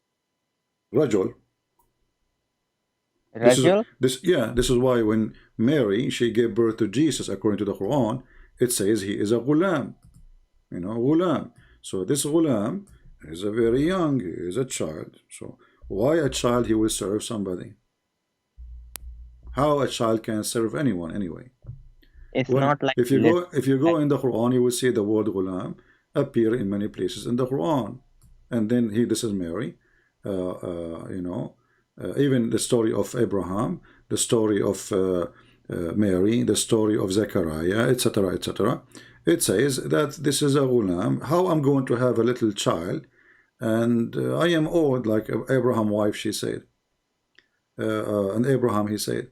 So a ghulam is having a child, a baby. So how the baby will serve you? And How the baby will serve you?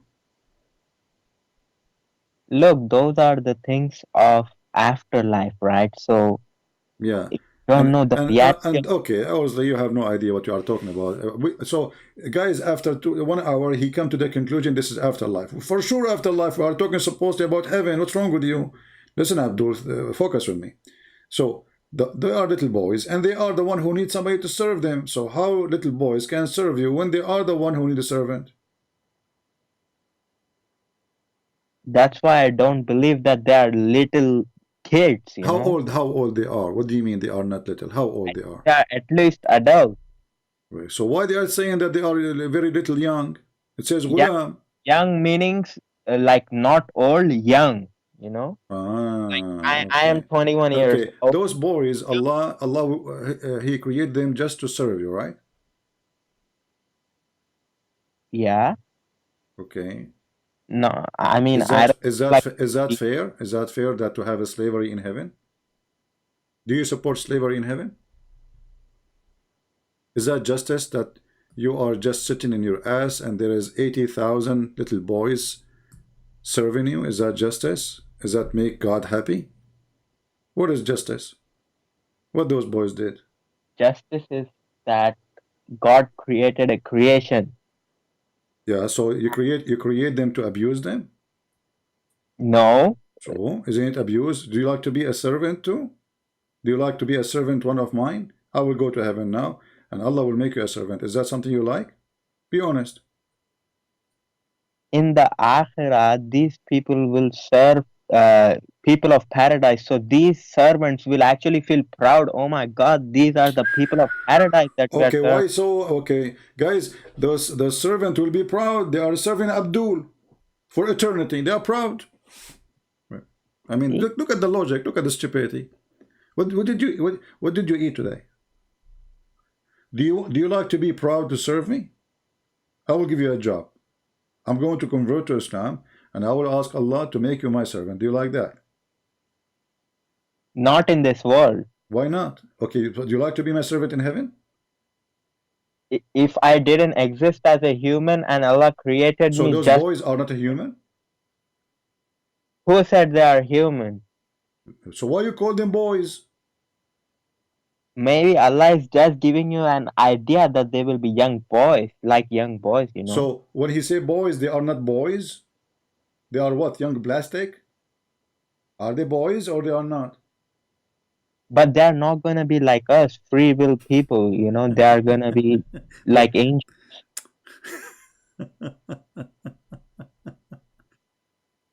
Okay, listen. What is your Islamic sect? You are a Sunni? I am a Muslim. What does that mean? Are you Sunni or not? I am somebody who follows Quran and Sunnah. You can call me Sunni, but I don't really Quran like and Sunni. You are Sunni. Okay, so because your prophet, he said that the Muslims, there will be 73 sect. Mm-hmm. Okay, which one is the one will go to heaven? The one which my prophet said, Allah's hand is upon the ijma. Okay. And they will never ever be misguided until the day of judgment. That's wonderful. But isn't it Allah, he said too, that the most of people, they will not believe until they became mushrikeen, which means the majority, they will be mushrikeen. So how that will be the ijma? How stupid is that? If the majority, they will be mushrikeen. Go watch the video of Sheikh Asim. He will say to you that the majority of the believers, of the Muslims, they will believe, but they are mushrikeen. So the majority are mushrikeen, not the minority are the true believer. Even your prophet, he said that Islam start as a small and will end as a small. So the ijma will happen, if ijma happen, that the majority and the majority, they are not the Muslim no more. Is it true what you are showing right now on this hadith that Jews were split 71 according to you? This is not according to me. This is according to your funny prophet. So I think this is also gonna happen right until the day of judgment, I think. Okay. And the Christian, there will be 72 sect, and the Muslim will be 73. So what Muhammad did, Muhammad, he was a failure. He is the worst. His religion is 73 time divided. The Christian and the Jews, they are more successful to preserve their book then.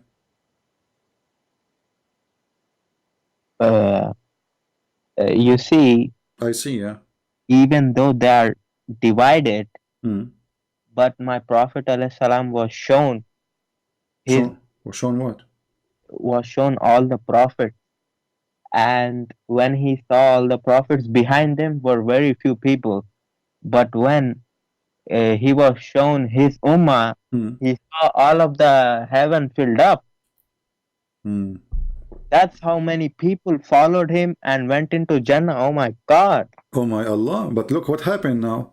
If your prophet is saying the truth, then if the majority of people who will go to heaven is the Muslims, so how your prophet says the majority they will leave Islam? Isn't it the Muslims they say? And your prophet, he says Islam start as a small and end as a small. Okay, I will explain to you that too. Explain to me. The end will be small. Allah will take, Jesus will come back. Okay. And when he will come back, it will be very near of end of times. But your prophet, he said that Jesus is already coming, and that is the sign of the judgment day. Actually, your prophet, he said that, Jesus will come now, and he will be imam between you. Yes, but you are absolutely correct, but what you are understanding through it is wrong. What do you mean? You just said I am absolutely true. So your prophet, he confessed that Jesus will come in his lifetime. No. That's where you're wrong. Because, again, repeat what you said. Jesus will come during the lifetime of Muhammad. And Imam will be within you, right? He will be within you, speaking to the people around him, right? Yes, and we have other hadiths explaining what that is. Explain to me. Go ahead. Prophet ﷺ said how great of his one of his kids will be, his member of his progeny, Imam Mahdi alayhi salam. Don't go there. Don't go. It says that the Messiah will come between you, speaking to people in front of him, not generations to come. You see, this is why you have to be honest. See, when you ask me something, I try to be honest. You try, but you are not, you are saying. No, I am honest, obviously. Okay, but you just said you try to be honest. Look, I am honest. Okay, but okay, hold on. I'm asking you now I don't want to repeat myself. Is Jesus going to come during the time of Muhammad or after? Absolutely after. Absolutely after. Okay. So if we show a hadith saying Muhammad, he said that he will come between you and he will be imam between you, speaking to people in front of his face, that means Muhammad is a liar, right? No. What do you mean no? So why Muhammad saying he will come and he will be between you, speaking to people in front of him? That's why you have to understand what we Muslims believe about that. What do you mean? So your prophet, he used the wrong language. Are you insulting your prophet? I smell something fishy about you. It sounds like you are trying to insult Prophet of Allah, peace be upon him, trying to make fun of his belief, and you are not serious. I am saying to you, the prophet said so. You say to me, you don't understand. Which means you are saying that when Muhammad, he said things is confusing. No, I am saying you guys don't understand it, and you guys believe about it whatever you guys want to believe about it. What does that mean? I'm asking you now. Is Jesus going to come during the time and the life of the Muslims in the time of Muhammad? No, I said no. Okay, when you say to me you don't understand, do you know what I'm talking about at least? I said you don't understand, but I understand. Do you understand what?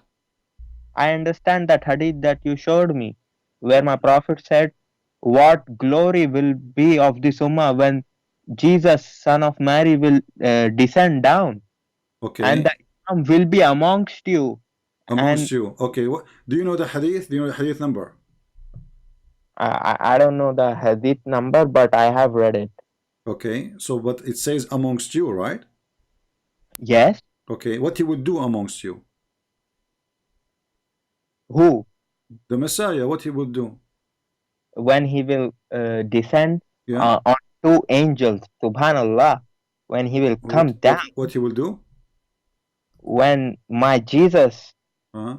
Christ, peace be upon him, Yeah. when he will come down, already Imam Mahdi alayhi salam will be leading the prayer. So Jesus will say, it's okay, Allah has given this ummah this glory that I will pray behind one of you. So Imam Mahdi alayhi salam will lead the prayer.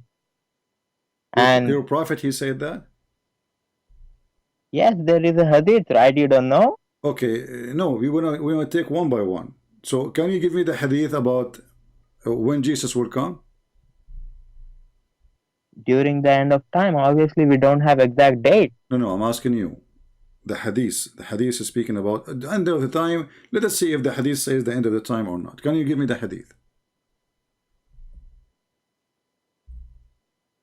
Near the end, it's understandable that obviously Jesus, because Allah said in the Quran, Jesus is shines of Day of Judgment. But Muhammad, he said that Jesus, liyushikna, liyushik. Do you know what yushik mean? No. Almost here. Yes, I will Okay. explain to you what almost means. Okay, what does that mean? Because you see, this world is just few thousand years. Hmm. Let's say a few thousand years are left for it to end. Okay. And after that, it's eternity. So when you compare this few thousand years to eternity, obviously my prophet is gonna say almost. But he said, he did not even say almost. He said liyushikna. Yushikna is very extremely soon. Almost. And did he say among you? Yes. Okay, you who? You mean Ummah. No, he's speaking to people in front of him. You see that's where you see, Christian Prince, I ask you to be very honest. You know exactly among you meaning Ummah, and there are hadiths about Imam Mahdi which are No not problem. He is speaking to people in front of him, right? Did he say in the future, or he said soon will descend among you, speaking to people in front of him? Did he say that he will descend among your generation, your children's, or he said you? He said you, absolutely. Okay, so if I am saying to you, you are in front of me, and I say Jesus will descend amongst you, I am not meaning somebody will come 10,000 years after. Amongst you, obviously Sahaba knew that he was talking about Sahaba's generation, you know, until the end of time. So you have to add words to Muhammad words so you can fix his silly statement, you are right? only sticking to this hadith. You are not opening hadiths which my prophet clearly states about Okay, Imam. give me the hadith which is a clearly state. Go ahead. I have read it, but I don't know the number. You just type in Imam Mahdi, it will come. Imam Mahdi. So if we type Imam Mahdi now, that will fix the problem. Mahdi, open Mahdi. hadith. Why don't you want to let me ask you, who is this guy Mahdi? Wow, he is such a great person. Like, why he is a great person? What he would do? What is he now? Is he born yet or not yet? Not yet. I mean, what do you mean not yet? I thought he is born already and he disappeared. No, he could be still on this earth. Like he might be born, but we don't know. Is it true that he is born of a woman and she gave birth to him from her thigh? Where did you get that from now? From the hadith. There's tons of books about the birth of, and not only that, especially the Shia, like Al-Mahdi, when he fell down in his ass, he don't fart. You know, those are Shia hadiths. I don't believe in any of them. Okay, so give me the hadith about Al-Mahdi so we can learn something about him, something serious. You already know, but you're not opening from Sahih Bukhari and Show Muslim. me, give me something to prove that this guy exists. I mean, this guy, even you Muslim, you claim that he is the grandsons of Peter, the disciple of Jesus. You Muslim are crazy. Tell me, who is this guy Al-Mahdi? I want to know who is his father. No, not father and mother. We are only talking about Imam Mahdi, who Okay, he I'm is. asking you, who is this Mahdi? Who his father is? Okay, let me tell you who he is. Let My me tell you. prophet Okay. said, Okay, tell me. on near the near the day of judgment, from my progeny. Okay, who is Al-Mahdi? Who is Al-Mahdi? Give me his father. Who is Al-Mahdi? We don't know when he will come. We will know. And my prophet, you know how important So Imam he Mahdi. did not come yet. Allahu Alam. What do you mean he did not? He's a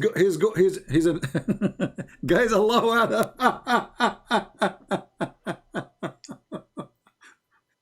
Is your Mahdi is from the 12 Imam or not? From the 12 Imam, yes, he will be an Imam. No, is he from the 12 Imam after Muhammad? If he is from the 12 Imam, that's mean 12 Imam they passed from long time ago. We are 1,400 years after Muhammad. So 12 Imam will be 12 generation. So what is the Mahdi? No, Imam, I think he will be an Imam, the last Imam, like near the day of judgment. My friend, the day of judgment, he said in front of you, Jesus will come among you. That is the day of judgment. Isn't it the Quran says the moon is split asunder and the judgment day is near? Yeah. Okay. So is it proving that the judgment already started because the moon is split asunder? Isn't it this is a sign of the judgment day? Yes, signs. My prophet himself was a sign. He put his two fingers and he said, I am to the day of judgment, or we are like this close. All right. So you got your prophet busted. How close he is? He opened his finger, right? Yes. Okay. So how he can be prophet then? If he say this is how close we are, and then never happen. First, we skip to a topic. First, talk about Imam Mahdi, Okay. and we will go. We will talk about it. Don't worry. We have time. Did your prophet say to when I said to you that the Messiah will descend among you, you said this is about the future, right? Of course, it's about, because all of the Sahaba knows what Prophet ﷺ is talking about. Okay. Did your prophet says to a person in front of him that this child will not grow old before the judgment day comes? Don't change the topic. I'm not. We are talking about it. Yeah. The same thing. Here we go. Read with me. Read with me. Read with me. Read. You are talking about that orphan girl? I'm talking about a person. He was in the front of Muhammad and he is a boy. He said that this person will not live until the judgment day come, which means he will not die. He will not even grow old, which means judgment day will happen maximum 20 years, 30 years maximum. He's a boy. So he will not even, لن يدركه الهرم. Haram is something somebody is 30, 35 and over. So this boy will not grow old till the last hour would come. And this is your prophet hadith in front of you. Read it. A young boy of Mughira bin Shu'ba, is it Shu'ba? Happened to pass by Sallallahu Alaihi Wasallam, and he was of my age. Thereupon Sallallahu Alaihi Wasallam said, if he lives long, he would not grow very old till the last hour would come. How we can fix this one now? Now this one, I will ask to people of knowledge. Even this one need to ask people of knowledge. I mean, what's wrong with you? It's so clear. This boy will not grow old until the hour come. This boy, he is in the front of him. Speaking about individual, we know. Okay. We even know his father name. So this boy, the son of Al-Mughira, or maybe the slave of Al-Mughira, who cares? He will not grow old until the hour come. So the maximum will be, let us say this boy will live 100 years, 300 years. You know what? My grandfather, this is a true story by the way, He lived, he lived for 10,000 years. He was an antique. We got him from the museum. This is where my grandmother, she got him. So this boy will not grow old until the hour comes. So how you can play with this game with me now? Do you want some duct tape? Because your prophet is leaking badly now. No. I think what he meant, these are wisdom. Even this one, he meant something else. He said this boy, will not grow old until the day of judgment come. Even this one, he did not mean this. I think there is an explanation. For sure there's an explanation. I mean, it's very easy. This boy will not grow old until the day of judgment come. Obviously, if I take it literally, then obviously day of So what judgment. does that mean? This is not literally? This is metaphorically, guys. You see, if I'm honest, Just take a hike. Come on. I gave you time. I give you a chance to talk. You're silly. And the funny is when I said to him, you are the smarter between all your brothers, and you are the only kid in the family, right? He said, yes. This will remind me when I, I told my mom I was #1 in the classroom. My mom was so proud about me, but I did not tell her that the principal, he put me in a classroom alone because I was troublemaker and there's no other student, so I was #1. Yeah. And this remind me of Allah saying, I am the best of the creators, and the Muslims, they say he is the only creator. So how he can be the best of the creators if there's no other creators? That is a false exaggeration of being the best. That is the most stupid best. So look at this, and this is Sahih Bukhari. What they will say, this is fabricated. This is Sahih Muslim, this is Sahih Bukhari. As you see, this person will not grow old until the day of judgment come. As simple as that. So, and the Muslim, they will start, put duct tape there, put duct tape, if this young boy live, he might not grow old till would see the last hour come to you.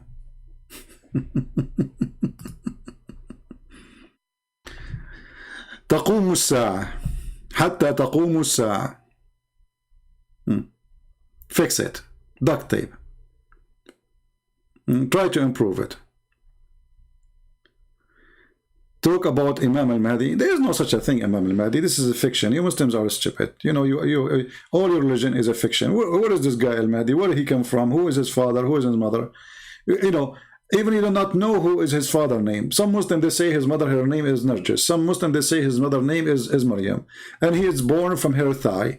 And this guy, he have 3 balls. I mean, mental religion. Who is this guy? And what he would do exactly? And if Al-Mahdi is going to bring guidance, that means Muhammad is not the last prophet. If he is the one who bring guidance, so what Muhammad did then? Is he a prophet? Are we short of imams? We have Yasser Qadi.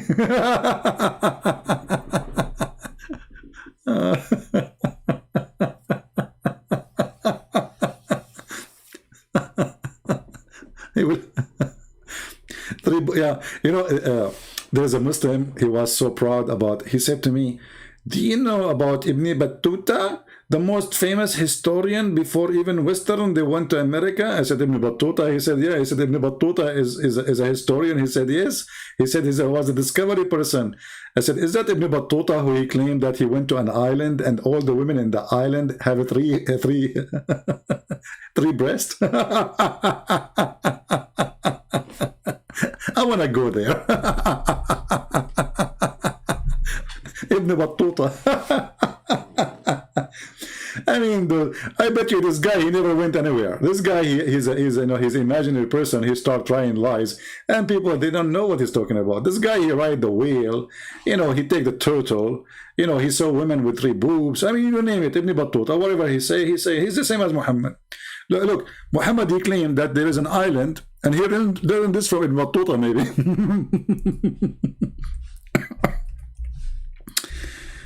There is a woman, brothers, sisters. The messenger said, one day, from the pulpit, when some people were selling in the sea their food was finished, an island appeared to them. They went out seeking bread. They were met by Al-Jassasa, the Antichrist spy. Like, what the heck? That means the Antichrist is already exist. The false Messiah is already done. And he is speaking about this happened before even him, because this has happened already. The Antichrist spy. I am the spy of the Antichrist. I say to Abu Salama, hamburger, what is a jassasa, man? He replied, a woman. I know it. I mean, come on, who can do best to do spy at you better than women? They knew everything. I mean, it doesn't matter what you do, they spy at you, man. Here we go. A woman trailing the hair of her skin and of her head, she said, in this castle. He then narrated the rest number. What? Okay, hold on. Let me find a different hadith. Hold on, so we can read the whole story, because here this is just funny. Let's see here. Look at this one. Look at this one. This one is longer. This one would make it to 10 hours to read it. What the heck? Hold on, hold on.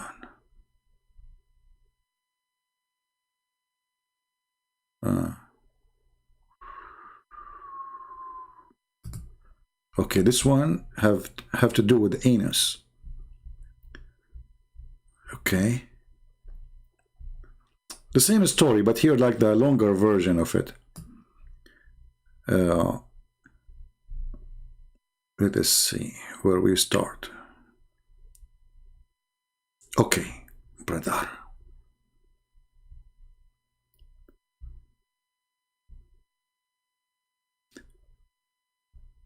He sailed a ship along with 30 men of Bani Lakham and Bani Jadam, and had been tossed by waves into the ocean for a month.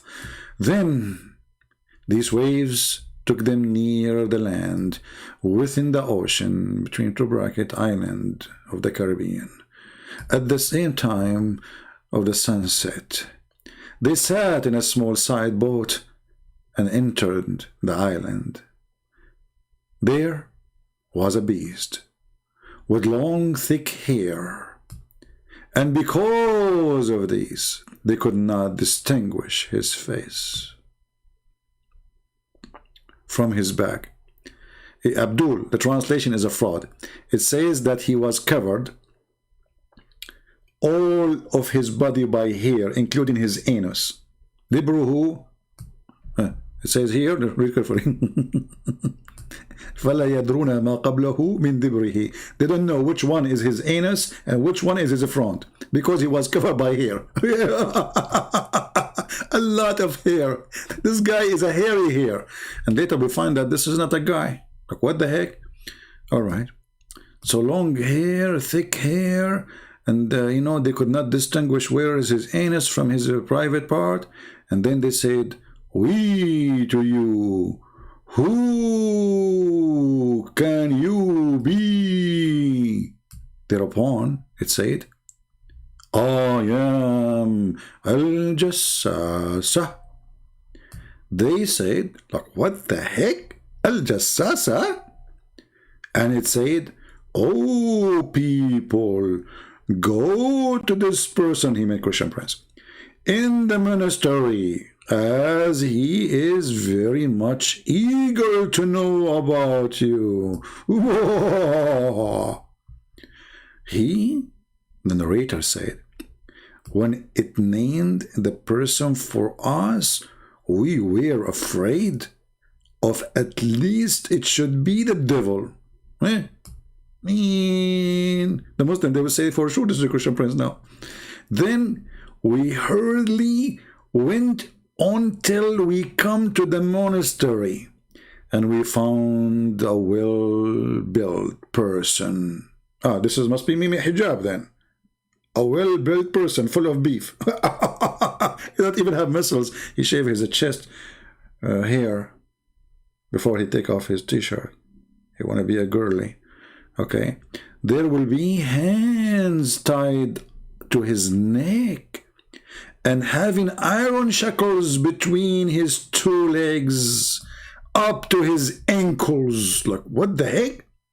We said, we be upon you. I like this one. We said, like, we upon you. It took like Chinese, like, you know, who are you? He said, you would soon come to know about me. But tell me, who are you? Like, what is this conversation? They say to him, who are you? He said to them, who are you? This is a who are you conversation. We said, we are people from Arabia. We embark upon a boat, but the sea waves been driving us from 1 month. They thought brought us near the island, and we got into the whole story. And now we continue. And then it says here, and here a beast met us, and profusely thick hair, and because of the thickness of his hair and his face, we could not distinguish his anus from his front. We said, we be to you. Who are you? It said, I am a jassasa. We said, what is al jassasa? And it says, you got to go to this person in the monastery. I mean, they have to repeat everything. You know, this guy, they have time, you know, at that time, they have time. Repeat the story, you know.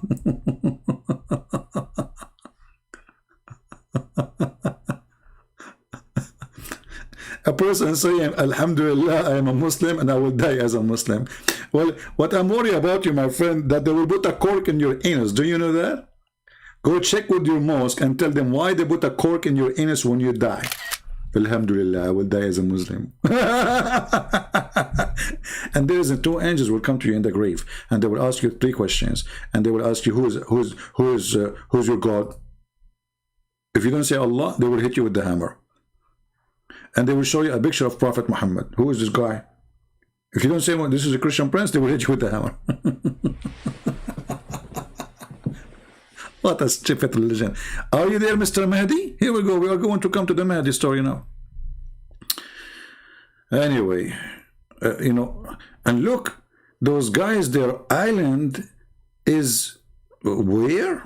Hold on. Okay, let's continue. So we came to you in a hot haste, fearing that might be the devil. He, between 2 brackets, the chained person said, tell me about the date palm tree of the basin. We said, what? About what aspect of there you seek information? Huh? Look, the Muslims, Abdul, they are smart. They will not give information for free. He said, I ask you, whether these 3 bear fruit or not. We said, yes, it bear fruit. Supposedly now they did not answer him. I think these would not bear fruit. He said, inform me about the lake of Tabariya. Like, what the heck, the lake of Tabariya in Israel? We are in the island of the middle of the ocean, and now in Tabariya? Hey, Netanyahu is happy. He will open a hotel there, just wait. He will tell the Muslims, it's mentioned by your prophet, and the Jassasa is there, and Tabariya, you have to come and visit it. We said, which aspect do you want to know? He said, if there is a water in it? Look, what the heck? It's called lake. So what is going to be inside it? Huh? Like, hey, Abdul. The lake of Tabariya. The guy is asking if there is water in it.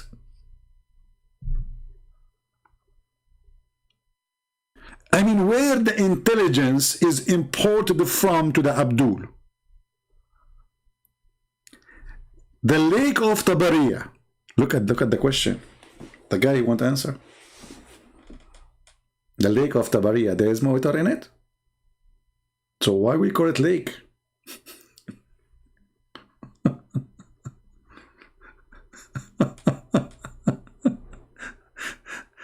Guys, it is 3 a.m. in the morning. And I said to myself, let me go live for 20 minutes. I hate it. Honestly, my back hurting me. I'm sitting in the computer. Like this guy, he says to me, are you obsessed? Are you obsessed with the stupidity? I mean, this is the best joke ever. One day I will die. I will have a heart attack literally from laughing. Look, I'm not able to sleep from. You know, I go to sleep and sometimes I laugh, honestly, in the dreams. Just remembering something Muhammad he said, or a Muslim, he said something to me in a conversation. I mean, it is the most hilarious, stupid cult. You know, I cannot even describe how stupid this cult is. The lake of Tabariya doesn't have water. We said, which aspect you want to know? He said, this is water in it. They said, it's abundance of water in it. Thereupon he said, okay, I think it would soon become dry. What the heck? He again said, inform me about the spring of Zohr. They said, which aspect? Is that Discovery Channel? I mean, those guys, they are coming from Arabia. How they will know all this information? What they have to do with Tabariya? What is that, man?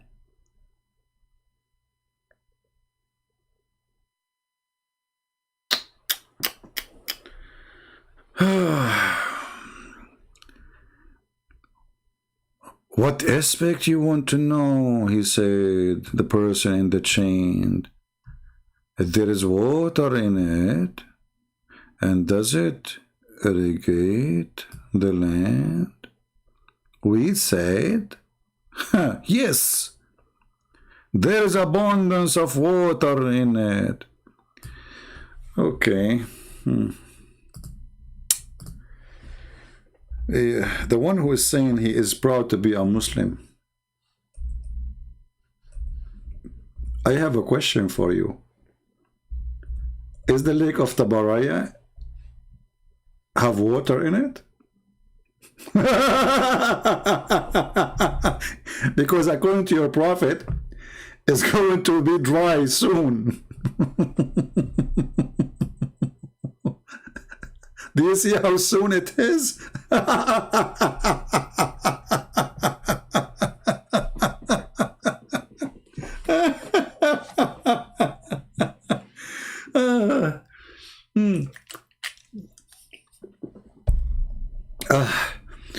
Brother, soon. Soon. Yeah. Soon. Yeah. Soon? How soon? I mean, now this area in the Middle East is really dry. By the way, it's really dry. I mean, all the area. But Tabariya is still full of water. I mean, you see, imagine if Tabariya dried, you know, is gone. The Muslim, they will say, Allahu Akbar. Allahu Akbar, brother. But until now, it's full of water. What we would do? And then it says here, tell me,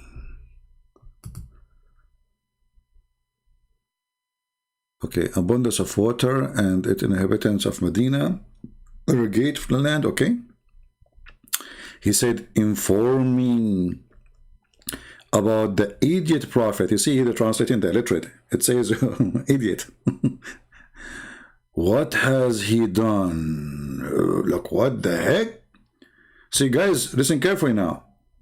So those Muslims, they are saying the Antichrist has already came in the time of Muhammad. This is the Antichrist. He's existed at the time of Muhammad. And now he have a spy, her name is a Jassasa. And by the way, this Jassasa, which is very funny, we will find it in different chapter in the Quran, you know, where Allah will send the beast from the ground, and this beast as a Jassasa is going to have the stick of Moses and the ring of Solomon. And tell me about the illiterate prophet. What has he done? We said, has come from out of Mecca, and he is settled in Yathrib. Okay. He said, do the Arab fight against him? This guy, he knew everything. We said, yes. How did he deal with them? We informed him that he had overcome those who in his neighborhood, and they have submitted themselves before him. See, submitted themselves before him. Thereupon he said, okay, has it actually happened? What the heck? We said yes. Thereupon he said, if it is so, that is better for them, that they should show obedience to him. I am going to tell you about myself. Like, what the heck? Who are you now? I am the Dajjal, who would be soon permitted to get out, and so I shall get out and travel in the land. Hey, soon. You see, soon? Soon. During the lifetime of Muhammad, the Antichrist will come. And I will not spare any town where I would not stay for 40 nights except Mecca. This is Ali Baba, by the way. I'm telling you, this is Ali Baba. I met him before. Ali Baba and the 40 Thieves. I mean, you like the story or not? By the way, if you don't like the story, the Prophet said we will shoot you. Who dare to say I don't like it?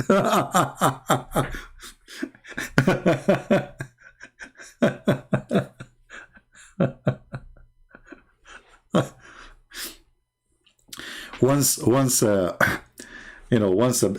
big sheikh, he was saying, the amazing thing about Prophet Muhammad, that nobody question what he say. And then a young teenage Muslim, he said to him, I have a question about him. He said, shut up. We just said nobody question about him.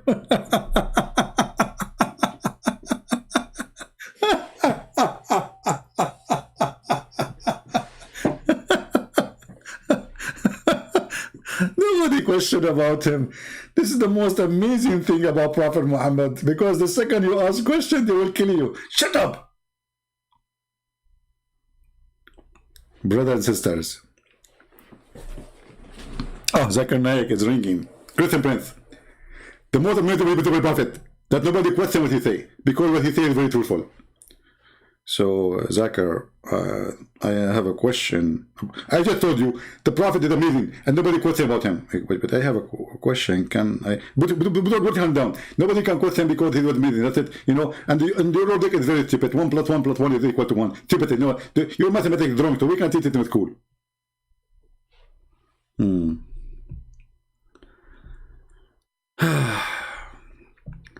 Christian Prince is feeling hell like last man standing. He's challenging Muslims.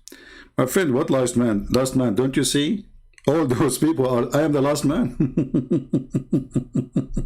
Everybody is laughing at Muhammad. Even a Muslim is laughing at him. This is why you say, wherever we show you, you say this is da'if. This is rejected. This is not accepted. Why? Because you are laughing at him. The last man is standing is dead, my friend. Muhammad is not a man even. He could not even make his wife have orgasm. I mean, come on.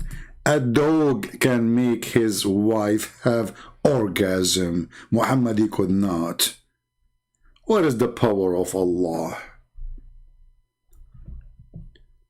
And what is this story about? So Antichrist, he have chain between his legs. The guy who can cut the earth to pieces, he cannot cut the chain. The guy who can't cut a human being from the top to the bottom and he put him together by one order, he cannot cut the chain. He never heard of the welding machine. Can't he go to Alibaba or Amazon and buy something to cut it? Like, hello? So this is what is stopping him now? The two chain in his feet?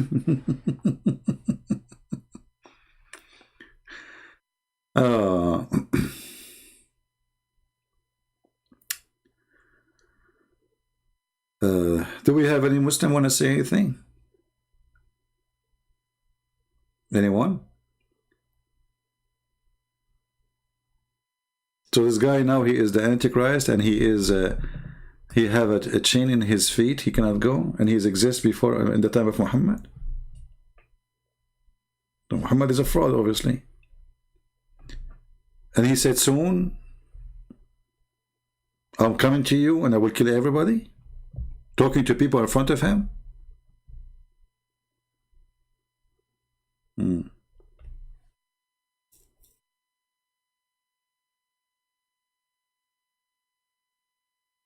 Do we have any Abdul want to say anything?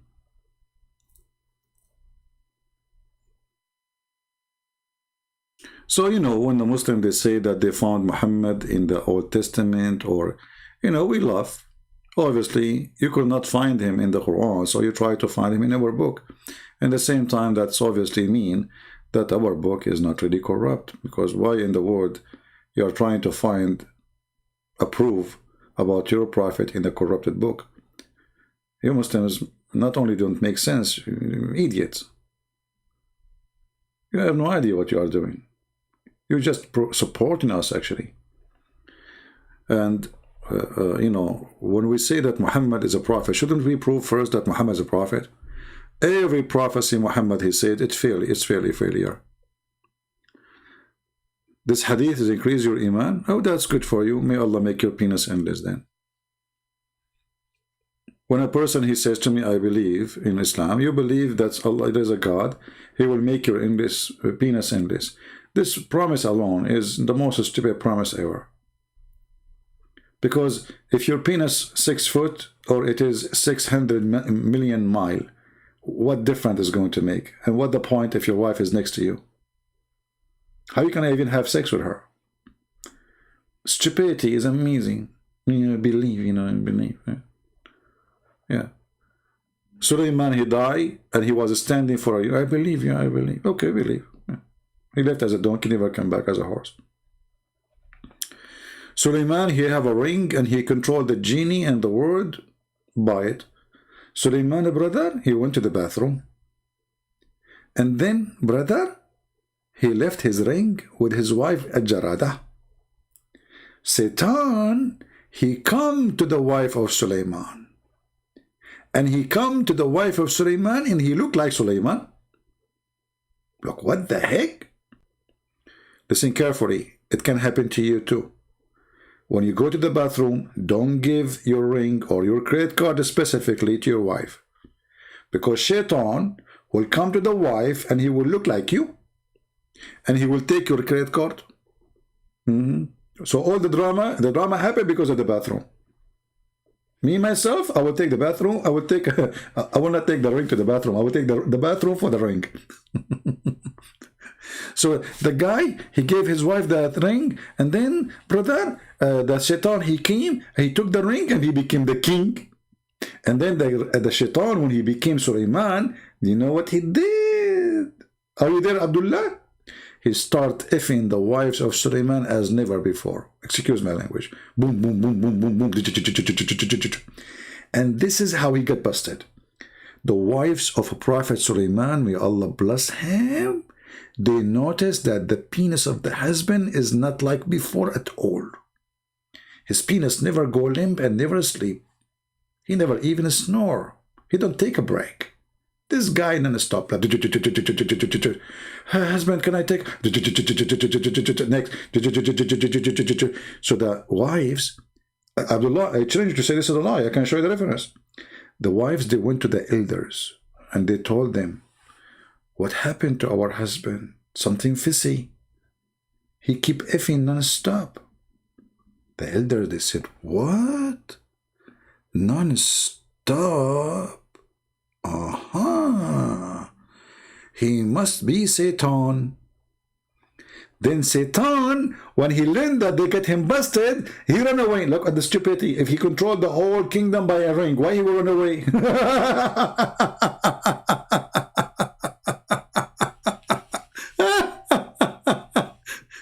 If the guy, he controlled the whole world by his ring, why he will run away?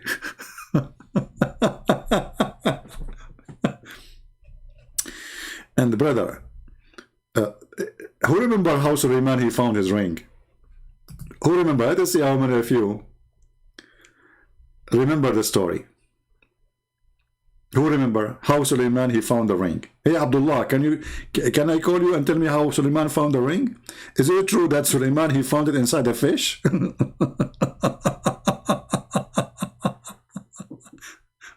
So brother, Shaitan, when he ran away after he all the wife of the prophet, and they discovered that his penis is not a human penis, it's so good, so he ran away and he threw the ring in the ocean. Okay, so when he threw the ring in the ocean, a fish ate it. Okay, and then Suleiman, after he was kicked from the palace, he started working as a porter. Porter, not Hori porter, porter, like the one who carries stuff in the port. So a porter. So there is a guy, he bought fish. Suleiman, he told him, what you will give me if I carry the fish for you to your house? Poor Suleiman, he was a king and now he is a Harry Potter.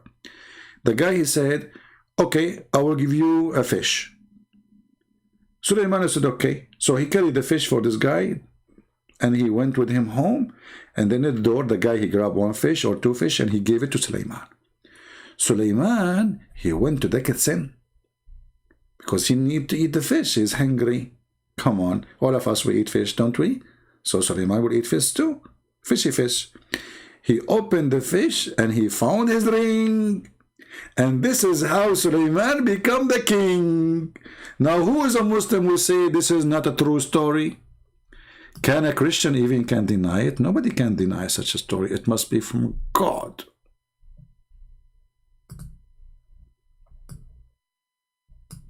Nobody know, ta-da-dum. Man, that is so beautiful story. If you want to read more about the story and the Ring of Solomon, I will give you a link just for your entertainment. Who want the link?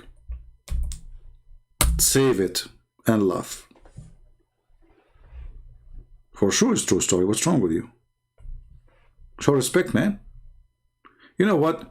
I will tell you a true story now. This is definitely true. There's a person. He made fun of the stories of Prophet Muhammad. Do you know what happened to him? He woke up in the morning. He found himself look like Christian Prince. And this is a true story.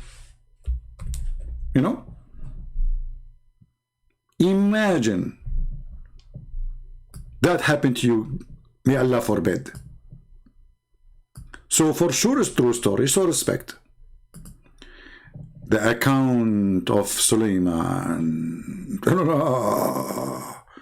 Here speaking about the flying carpet, by the way. They start speaking about the flying carpet. And then they speak about the flying horse. And then if we go, let us say, let's search for the ring. Hold on. Suleiman army was about 10 barsakh, 3,500 miles long.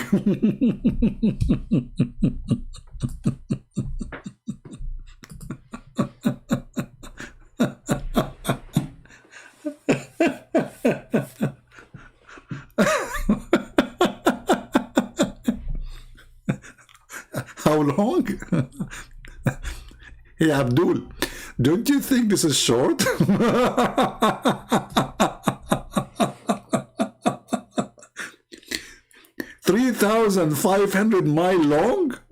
Are you sure? And look, they have the percentage too. 25% they were human. And 25% they were genie. Like, what the heck? And then 25% they are from the desert animal. Like, what? And then 25% they are birds.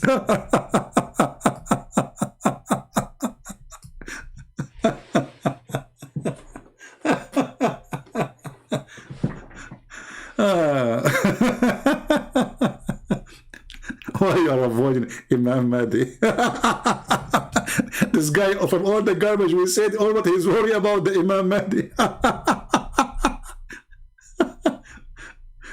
I mean, who can beat this stupidity? All this garbage in front of you, you are worried about the Mahdi? Abdul is stupid. The Antichrist we just showed you, he was exist in the time of Muhammad. And the Antichrist is supposed to come after the Mahdi.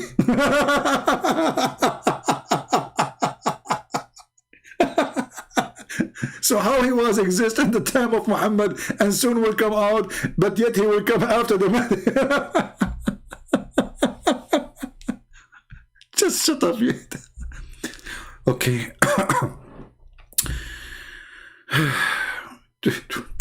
25% of his army is birds. What is that will make, by the way? Why don't give us numbers? Like, if it is Muslims, his army is 3,500 miles long. How wide? Maybe it's one man lining up like ants. And then, brother.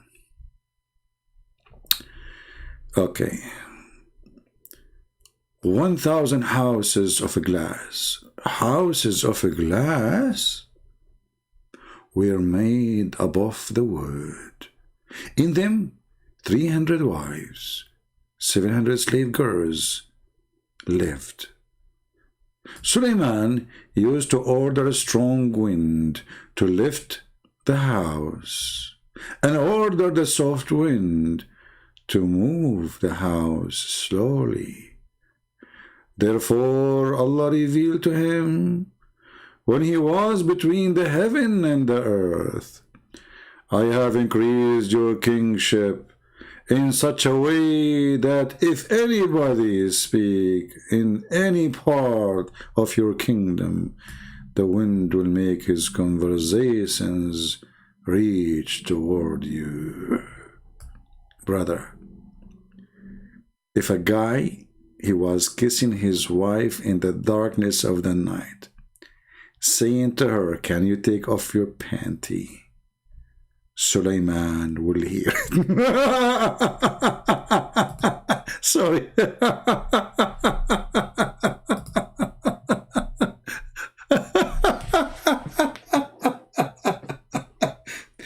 If a wife, she said to her husband, did you just farted? Suleiman will hear it. Because anyone speak in the kingdom, the conversations will come to Suleiman. That's deep. That's really deep. I mean, that's really, really deep shit. Excuse me. If, like, what the heck was this, man? I mean, this is endless comedy. When I'm going to go to sleep, it's already 3:28 in the morning.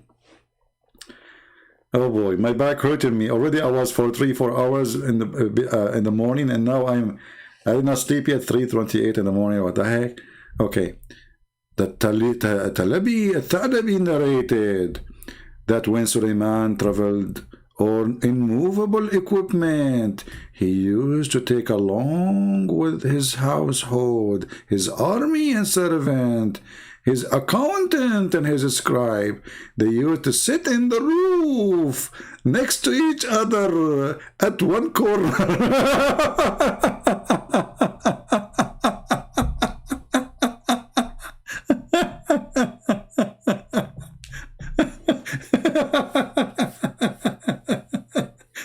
At one corner. at the roof.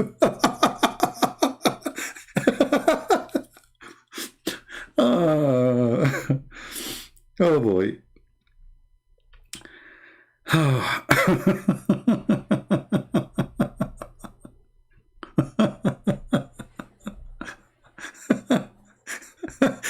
Thank God that Joe Biden is not Suleiman. Otherwise, we will find Pelosi in the corner of his roof. And his house is flying, the White House.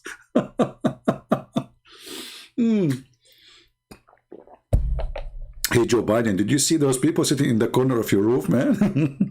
Who you were talking about? Who? Nancy Pelosi? She's there.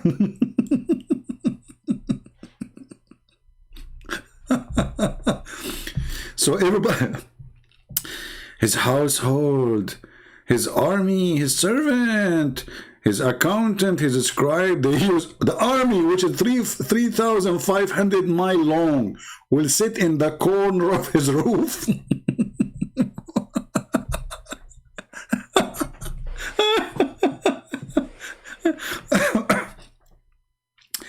It's really cold, but the story making me sweat. Oh boy.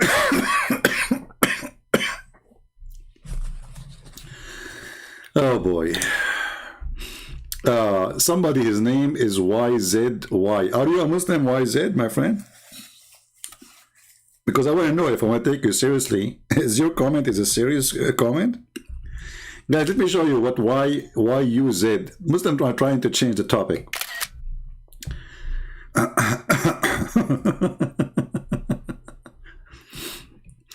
All right, my friend. Tell me, confirm to me, please, if you are a Muslim, how you will explain the embryo in the Quran if only a few hundred years ago scientists discovered it with microscope. How will the Quran know about it thousands of years ago? My friend, www.zywww.net. Do you know even what the Quran says about the embryo? Let me show you, just for a laugh. We will go back to Suleiman, guys. Just to show you that the one who wrote the Quran is a donkey when it's come to the embryo. How he discovered it? The Quran discovered it, brother? That's deep. As I know, the Quran made poo-poo when it's come to this topic. Here we go, brother. Here we go. Are you ready? This is your silly Quran. According to the Quran, Allah made the sperm into dead blood.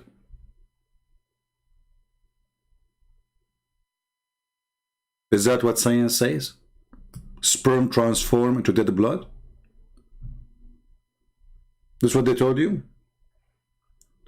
And the clot of a blood became a lump. Shall we continue or enough?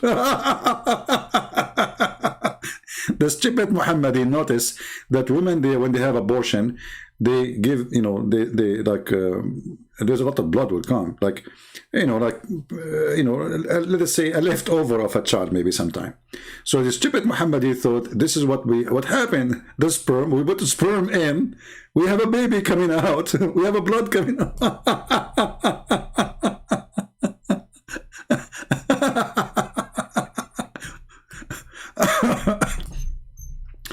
And not to forget to mention that Muhammad, he said that you will be collected in the belly of your mother as a sperm, as a semen for 40 days. Oh boy. The Prophet, how the Prophet, he knew that thousands of years ago? How? How, brother? It must be from God, the messenger of Allah, the truthful and the receiver of the truth. By the way, the Prophet is a receiver of the truth. Not only he provided truth, he received it too. And those who have a radio, it's called repeater.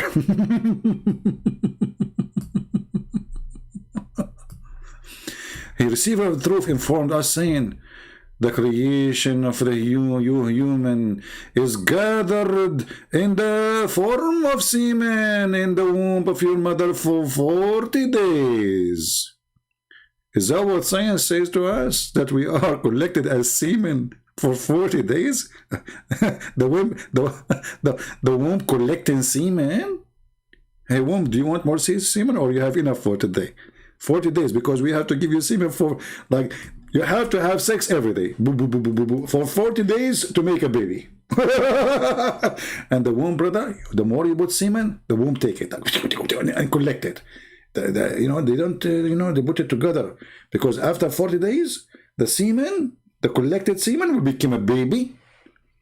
I don't know, according to Prophet Gogol, peace be upon him, that semen can live to the maximum of 5 days. This is what Prophet Gogol said, according to scientific science. So who's the donkey told you about science? And did you say microscope? Did you say microscope? I think the one who told you that, he was taking a lot of dope. How many of you here are new? If you are new, I feel sorry for you. I will tell you why. First, you will be addicted. This is the first thing will happen to you. You come to here 5 minutes, you know, once I receive a message, this was in Paltalk, I received a message saying to me, Christian Prince, for the sake of God, because of you, we are going to get divorced. I look at the message, what the heck is that? It's a guy, I know him, he's speaking to me sometime, like when we talk in the chat room. So what are you talking about? It turned to be his wife. So his wife, she is telling me, please, stop letting my husband come to listen to you. He don't sit with us.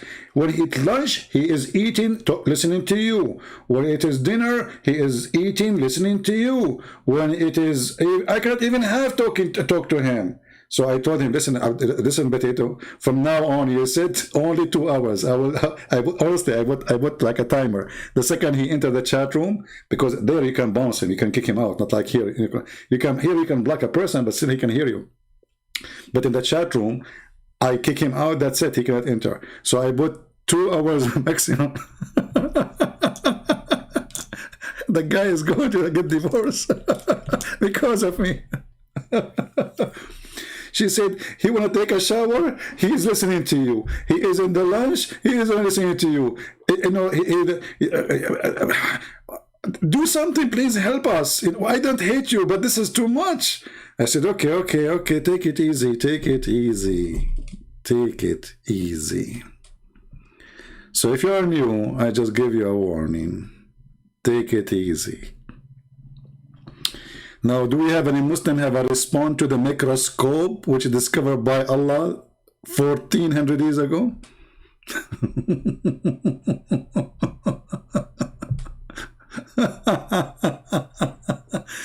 Christian Prince, how you can explain? Look, let me put, I mean, the guy, this is what he told him. I don't blame him, but this is what they told him. But my friend, when somebody says something to you, shouldn't you check it out? I mean, what if somebody, whatever religion, he said to me something, shouldn't I check it out? So I am assuming that you are an adult, mature person, and you have a brain, you are smart. So when a Muslim, he says that to you, why you did not check it out and see if it's true or not? Muhammad is the most certified, well-known idiot in the world. Muhammad, as an example, he explained how the baby looked like the parents, which, by the way, is true.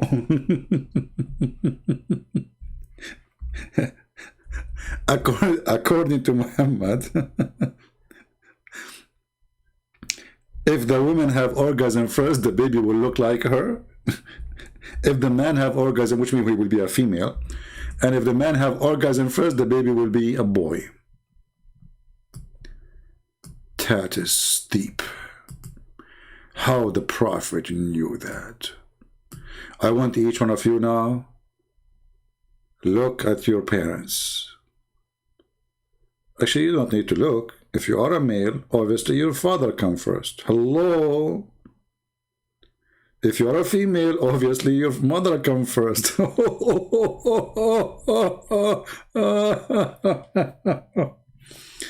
Clinging thing, there's nowhere in the Quran says a clinging thing. This is false. Alaqa is the congealed blood, not clinking thing.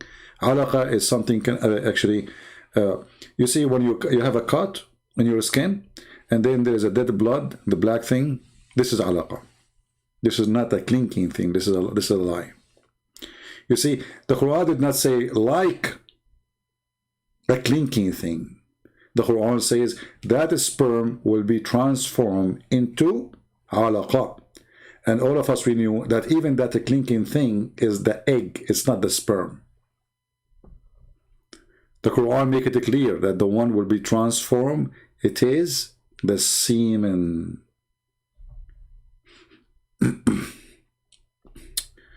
Anyway, Chippy is amazing. Shall we go back to the story of Suleiman?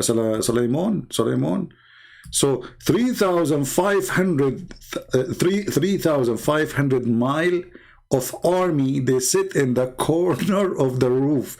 Not only that, all the kingdom, the ministers, the servants, the warriors, everybody sit in the corner of the roof. How big this roof is? If the army alone is a 3,500 mile long, how big the roof of Solomon, brother? Obviously, Prophet Muhammad is telling the truth. Now, let us take a look at the kitchen of Suleiman. The kitchen of Suleiman also used to be with him having a large vessel in which at the time 120 camels could be cooked. Okay, I mean, that makes sense. So his army is a 305,000 mile long, sitting in the roof, and yet he have only 120 camels to feed them?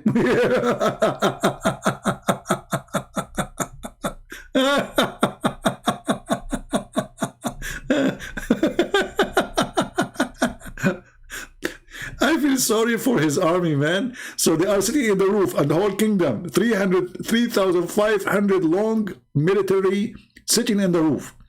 And yet Suleiman, look how cheap he is, man. Cooking only 120 camel.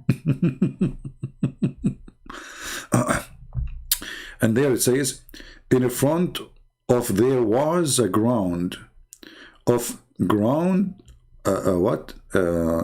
quadrupeds. I don't know how to pronounce this word. What does this word mean? I don't know. Where they used to gaze. Chefs were busy in cooking, and the artisan busy in the craft, and the horses were tied in the front of him, and the Passat were flying. One day, he traveled from the outskirts of Shiraz. Shiraz in Iran? Suleiman was here? Like, what the heck? Toward Yemen. Like, what? He was leaving from Shiraz. He wasn't Persian. Toward Yemen and past the Medina. Look, he fly over the Medina. He said, hello, Medina. At that time, there was Medina. Suleiman said, this is the place of Al-Hijrah of the last prophet.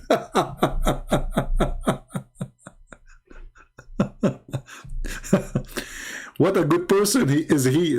Hold on. What a good person is he. The guy is not even born yet. Anyway. He who will believe in him and follow him. When he was passing in Mecca, he saw the idols at the Kaaba, around the Kaaba. On seeing Suleiman, the Kaaba started weeping. Allah asked Kaaba why it was weeping. The Kaaba was weeping, sorry, not Suleiman. The Kaaba started weeping, brother. Brother, this is normal. The Kaaba start weeping. Why? Because Suleiman is flying in the sky. Okay. Allah, he said to the Kaaba, why you are weeping, huh? You didn't know Allah. I do not know why the Kaaba is weeping, because Allah is ignorant, as you know. The Kaaba, she said to Allah, O Creator, one of your prophet and his people passed by me. Neither did it stop nor perform prayer near me. What a true story, by the way. This is a true story. Should I read the whole story? If we continue, we will die laughing, literally. Oh boy. An army in the length of 3,500 miles sitting in the corner of the roof of Suleiman. And then if you go down, I mean, if you want to read about the ring, I gave you the page. You can just search for the word ring. And you can start from there. Otherwise, the comedy is long, you know. The comedy is extremely long. Suleiman ring had the following inscription: Purified is the Lord, who has controlled the genie of this world. Okay. And then, you know, you can read more just for fun. Okay. Let us see, where is the ring story continue? Where is the story coming from? Here we go, here. Okay, here's the story about Suleiman. He go to the bathroom.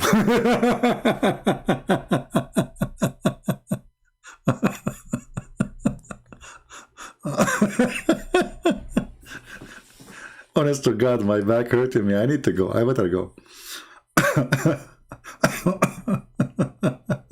This is too much. I can't breathe from laughing. I cannot even sit. My chest is hurting from laughing. My back is hurting from sitting. All of this because Prophet Muhammad is an endless comedy. And then the Muslim, they want to find Muhammad in Isaiah 42. Why you did not find him here?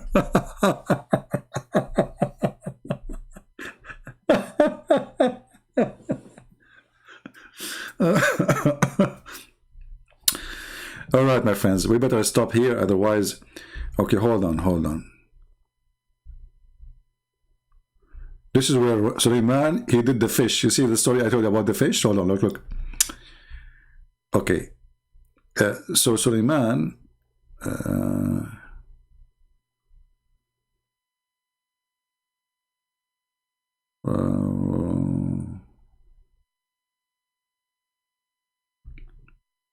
yeah, I mean, you can see it, like, so the guy, he said to him, Suleiman, he said to him, shall I help you and return of 2 fish? The man agreed. So Suleiman, he helped him in catching the fish. So here he is catching, not carrying, but different story, he's carrying.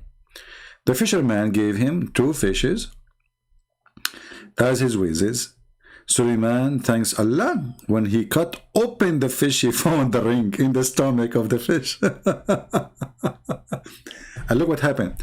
He kept it aside and thanks Allah. Then he cleaned the fish and brought it home. The wife become very, what wife? He left his wife in the this is the king, he have hundreds of wives. What wife? He cleaned the fish and brought it home. The wife became so happy and said, I wish to call my parents and show them that you have worked hard and earned sustenance. And this fish was cooked, and Suleiman called his in-laws and they ate from the fish. So the whole family came to eat from the fish because it's a big fish. And then from Suleiman said to them, would you recognize me? They said, no, we haven't seen you at all. Suleiman took out the ring and wear it. And at the moment, all the birds and the jinn come to him and become obedient to him, acknowledging his kingship. You see what a ring can do? Do you see what a ring can do? You better start fishing from now on, especially men. Like now here, because here, by the way, is that control only the genie and the birds? What about women? I mean, if there's a way I can get this ring and I can keep them away. He controlled right away. The guy, he put the ring and the birds, they start flying from everywhere. Sparrow, not Captain Sparrow and the guy. No, just different sparrows, pigeons, you know, all kind of birds and animals. They come from everywhere, and they acknowledge him, which means they bow down to him. He's the king of the jungle in Amazon, you know. Okay, and then he brought his wife along with her parents to the city of Istikhar, and all his Shias, they are Shia, gathered around him and become very happy. The difficulties of his absence vanished. He ruled for a long period. When the day of the death approached, he appointed Asif ibn Burakhia by the order of Allah to his successor. So this guy, his name is Asif, he's an Arab. He became the leader of, his followers refer to Asif, solve their problem. Okay, yeah. But the story, by the way, this is a different version of it. Here we go. He helped the fisherman and he gave him 2 fish. All right, yeah. Here is a different story. Narrated from Imam As-Sadiq, blah, blah, blah. The kingship of Suleiman was hidden in his ring. All the kingship of Suleiman in his ring, his power. Whenever he used to wear it, the genie, the human, and the birds, the animals, they obey him. Okay, you know what? I got a ring from Amazon. By the way, I don't like to wear any of those things. But I will try this ring. I think this ring is going to work. I have many proof. I tried it already. Lord of the Rings.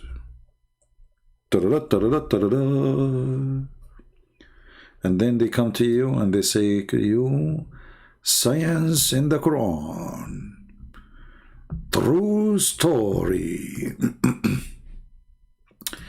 Now we get an idea that, I mean, those who claim that they wrote a book about the Lord of the Ring, they are stealing the information from somewhere. From somewhere. By the way, Muhammad is a stupid idiot.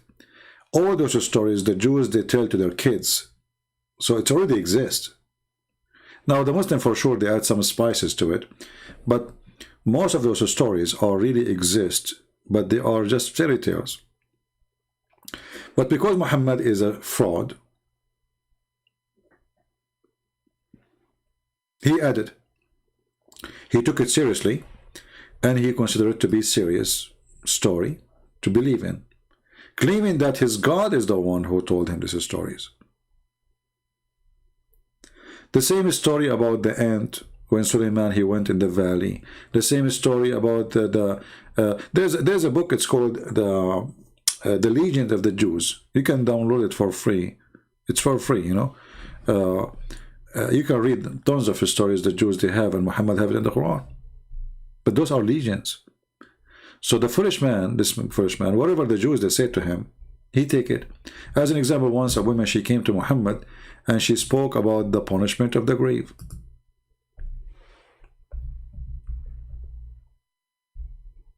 This Jewish woman, when she said that, Aisha, she said to her,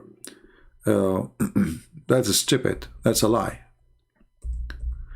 So they start arguing. Muhammad, he came from his room. He heard the Jewish women saying that. Oh, sorry, he heard them fighting over something. So he asked, what is the problem? Aisha, she said, well, this woman, she told me, she is, you know her, she is a Jew. She told me that there is a punishment in the grave.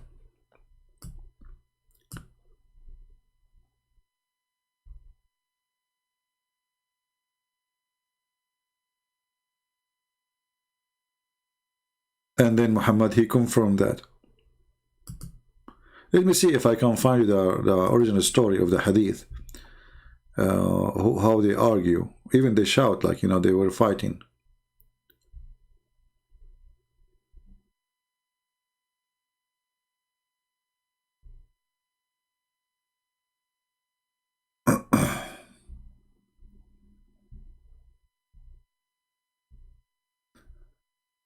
Yeah, we can find it. It's not really.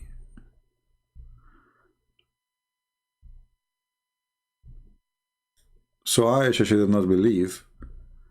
And then Muhammad, and even the hadith says, and since that incident, Muhammad, he never stopped saying, I seek refuge by Allah from the portion of the grave. So Muhammad never mentioned this before. This is why Aisha, she is, fighting, arguing with the Jewish women about it. Where is the hadith? Let me turn off the screen so you guys, doesn't hurt your eyes. I'm just trying to look around. Like this search engine is not really easy to find things.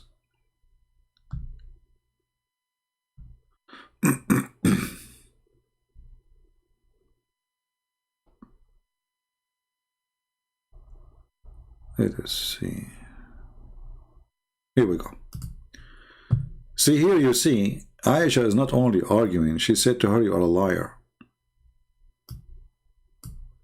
You are lying. Why Aisha is saying that? Because she never heard, if her husband ever mentioned this, she would never say you are lying. Okay, so the Jewish woman, she came to Aisha, she said to her that there is a torment in the grave because of urine. Because of what? I'm telling you, it's a shitty. And Muhammad later, he says, yes, it's because of urine. So he starts saying that the most of the punch of the grave is because of urine. Okay, so Aisha said, you are lying. She said, no, it's true. We cut our skin and our clothes because of it. The Messenger of Allah went out to pray, and our voices become loud. They are arguing. So he said, what is this? So I told him she had said. He said, she spoke the truth. And look what happened. And after that, he never offered any prayer, but he said following the prayer, may Allah, we seek your aid against the punishment of the grave. But look, he never said that before. So after this conversation happened, Muhammad, he adds something to his prayer. Do you see how the fraud work? Do you see how the fraud work? How come Muhammad, they never mentioned it before? The Jewish woman, she came, she mentioned it, Muhammad liked the idea, he take whatever the Jews said as for granted.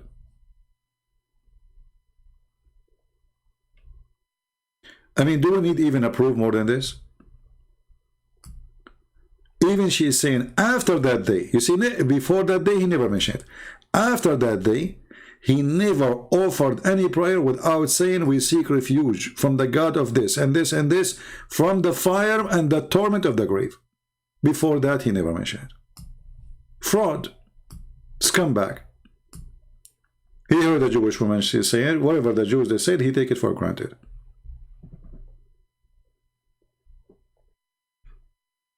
All right? And yet the Muslims, they are trying to find Muhammad in the book of Isaiah. The majority of hellfire or torment in the grave is pissing, because of pissing. It must be true. I mean, come on, how the Prophet, he knew this before discovering the microscope?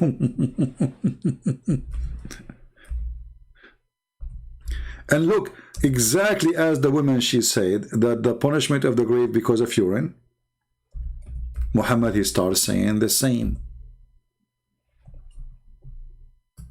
Exactly the same. Urination is the main cause of the punishment of the grave, Prophet said. Authentic. This is what the woman, she just said. He never mentioned it before. The woman, she said, Muhammad, he take it, the Muslim repeat it, and now we have a religion. It's called Islam. So my friend, for the desperate Muslims who are trying to find a place for their prophet, get busy with urination, because look like, I mean, urine is the problem, which is really funny that the prophet, he ordered you to drink urine, but yet because of urine you will be tortured in the grave. Oh boy. All right, I think we have enough for today. And if you did not save the links we showed you, you can play the text again. You can show the reference we showed you. And anytime, by the way, if you want to search for a reference we are showing the screen, you can do a very simple method. You can freeze the video. And you can say, you can like type exactly a few words in the search engine of this website. Like now, I just put this hadith in the screen. So if I am going to search for it, I don't know where this hadith is located, because you might watch the video in different channels. We did not post link. So what you do, you write the same, you type the same exact words, or let us say a few words next to each other in the search engine, you will find the reference. First of all, why you want to have a punishment in the grave anyway? That's stupid. What do you think, punishment in the grave? You are dead now. How you will be punished in the grave? That is a very silly idea. So what's the day of judgment then? In the grave? The guy is dead. How you can punish that person? He is dust. And even if he is not dust, how you can punish him? He's dead. It's very silly, stupid. So to assume that somebody is going to be punished in the grave, that means he is alive. So is he dead or alive? Because you cannot punish a dead person who have no sense. He cannot feel anything. Somebody saying, why you don't do video in Arabic? My friend, because in Arabic there's many people doing, you know, you have TV stations, you have Father Zakaria, you have Brother Rashid, you have many. In English, there's very few, and not all of them they are doing good actually. Because most of people, they are speaking English against Islam, they don't speak Arabic, they don't know Arabic. So the Muslim, they can fool around with the Arabic thing. So here in English, we are more needed than somebody speaking Arabic. And you as a person who speak Arabic, you do not even need me or Father Zakaria. You know, you have access to the books. Read it. Right? The one who speaks the language of the garbage of Islam, he do not need any help actually, because you have a first-hand access, easy. You speak it, you read it, you have the books, just do some search, and today you are lucky. You know, when I was a kid, I used to walk long distance just to go to the library. And then when I go to the library, they don't allow me to enter the section for adult. So I wait until an adult person when I enter the adult section, and then I walk next to him, acting as if I am his son. The guy, he look at me like, why this kid is walking next to me? Because they won't look at me. So just to read a book, I have to struggle to do so. And actually, when I go in, I cannot even choose a book. I go sit in the table next to the guy who I walk next to him, and people usually leave a book in the table. Whatever book is left there, I grab it. Today, you have the internet in your phone. You can read even in the bathroom. You can search and find millions of books. You are lucky. In our time, we have nothing. Literally nothing. If you could not get the real book, knowledge is impossible. And if you read all those books, you have to be rich, really. Because how you wanna... And you know, I grew up in a Christian family, so why my family, they will have all Islamic books? They will not, which make it more hard for me even to learn. Because my family, they will not even allow such a stupid book to enter the house. So, today, for you as a person who speak Arabic, it's very easy. And even those who don't speak Arabic, you know, today we are making it easier for them because we are the one who speak Arabic and we give them the correct information. And now you see even those websites, few years ago, they are not exist. I used to translate everything in Arabic. Me, myself, I have to do it. Right now, at least now we have a website. We can find the hadith translated by Muslims. They lie sometime in the translation, but at least it's there. So here we have better duty to do than speaking to those who speak Arabic. Kabich? Yeah, today, I mean, knowledge is easy. Still, people are stupid. Which means that it's not how easy it is. You know, when the Chinese, they said you cannot make You know, he left as a donkey, never come back as a horse. That's mean it doesn't matter really how easy it is. You cannot make a donkey a horse. Doesn't matter what the time is, what is a century, what is the technology. A donkey will stay a donkey. There's many people that spend their life doing nothing except party, drinking, sleeping, you know, doing poo-poo. And then 60, 70, 80 years of their life goes and nobody remembers them. Why? Because they spend their life the same as the rest, doing poo-poo. They will go with their poo-poo. But those people will be remembered forever. No matter what you can do, no matter what you try. There's people who wrote books 1,000 years ago. Today we read their books. Those will be remembered. At that time there was no YouTube. Information transformed through books only. Today there's more ways. But I believe still books is the best way. However, you as a person, you can decide what you want to be. You want to be just a number, nobody will remember, or you want to be a person who everybody will remember you. There's two ways to be remembered. Either you are good or you are evil. Because you can be remembered too by being evil like Muhammad. So it's not just being remembered, it's about being remembered for the good you did and how many people you helped. Otherwise, you can be remembered by, you know, becoming the rapist of the century if you want.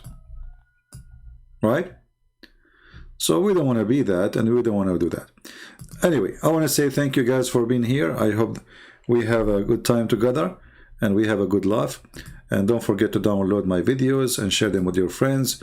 And until we see you again, Christ is Lord, Islam is a scam, and we prove it every day.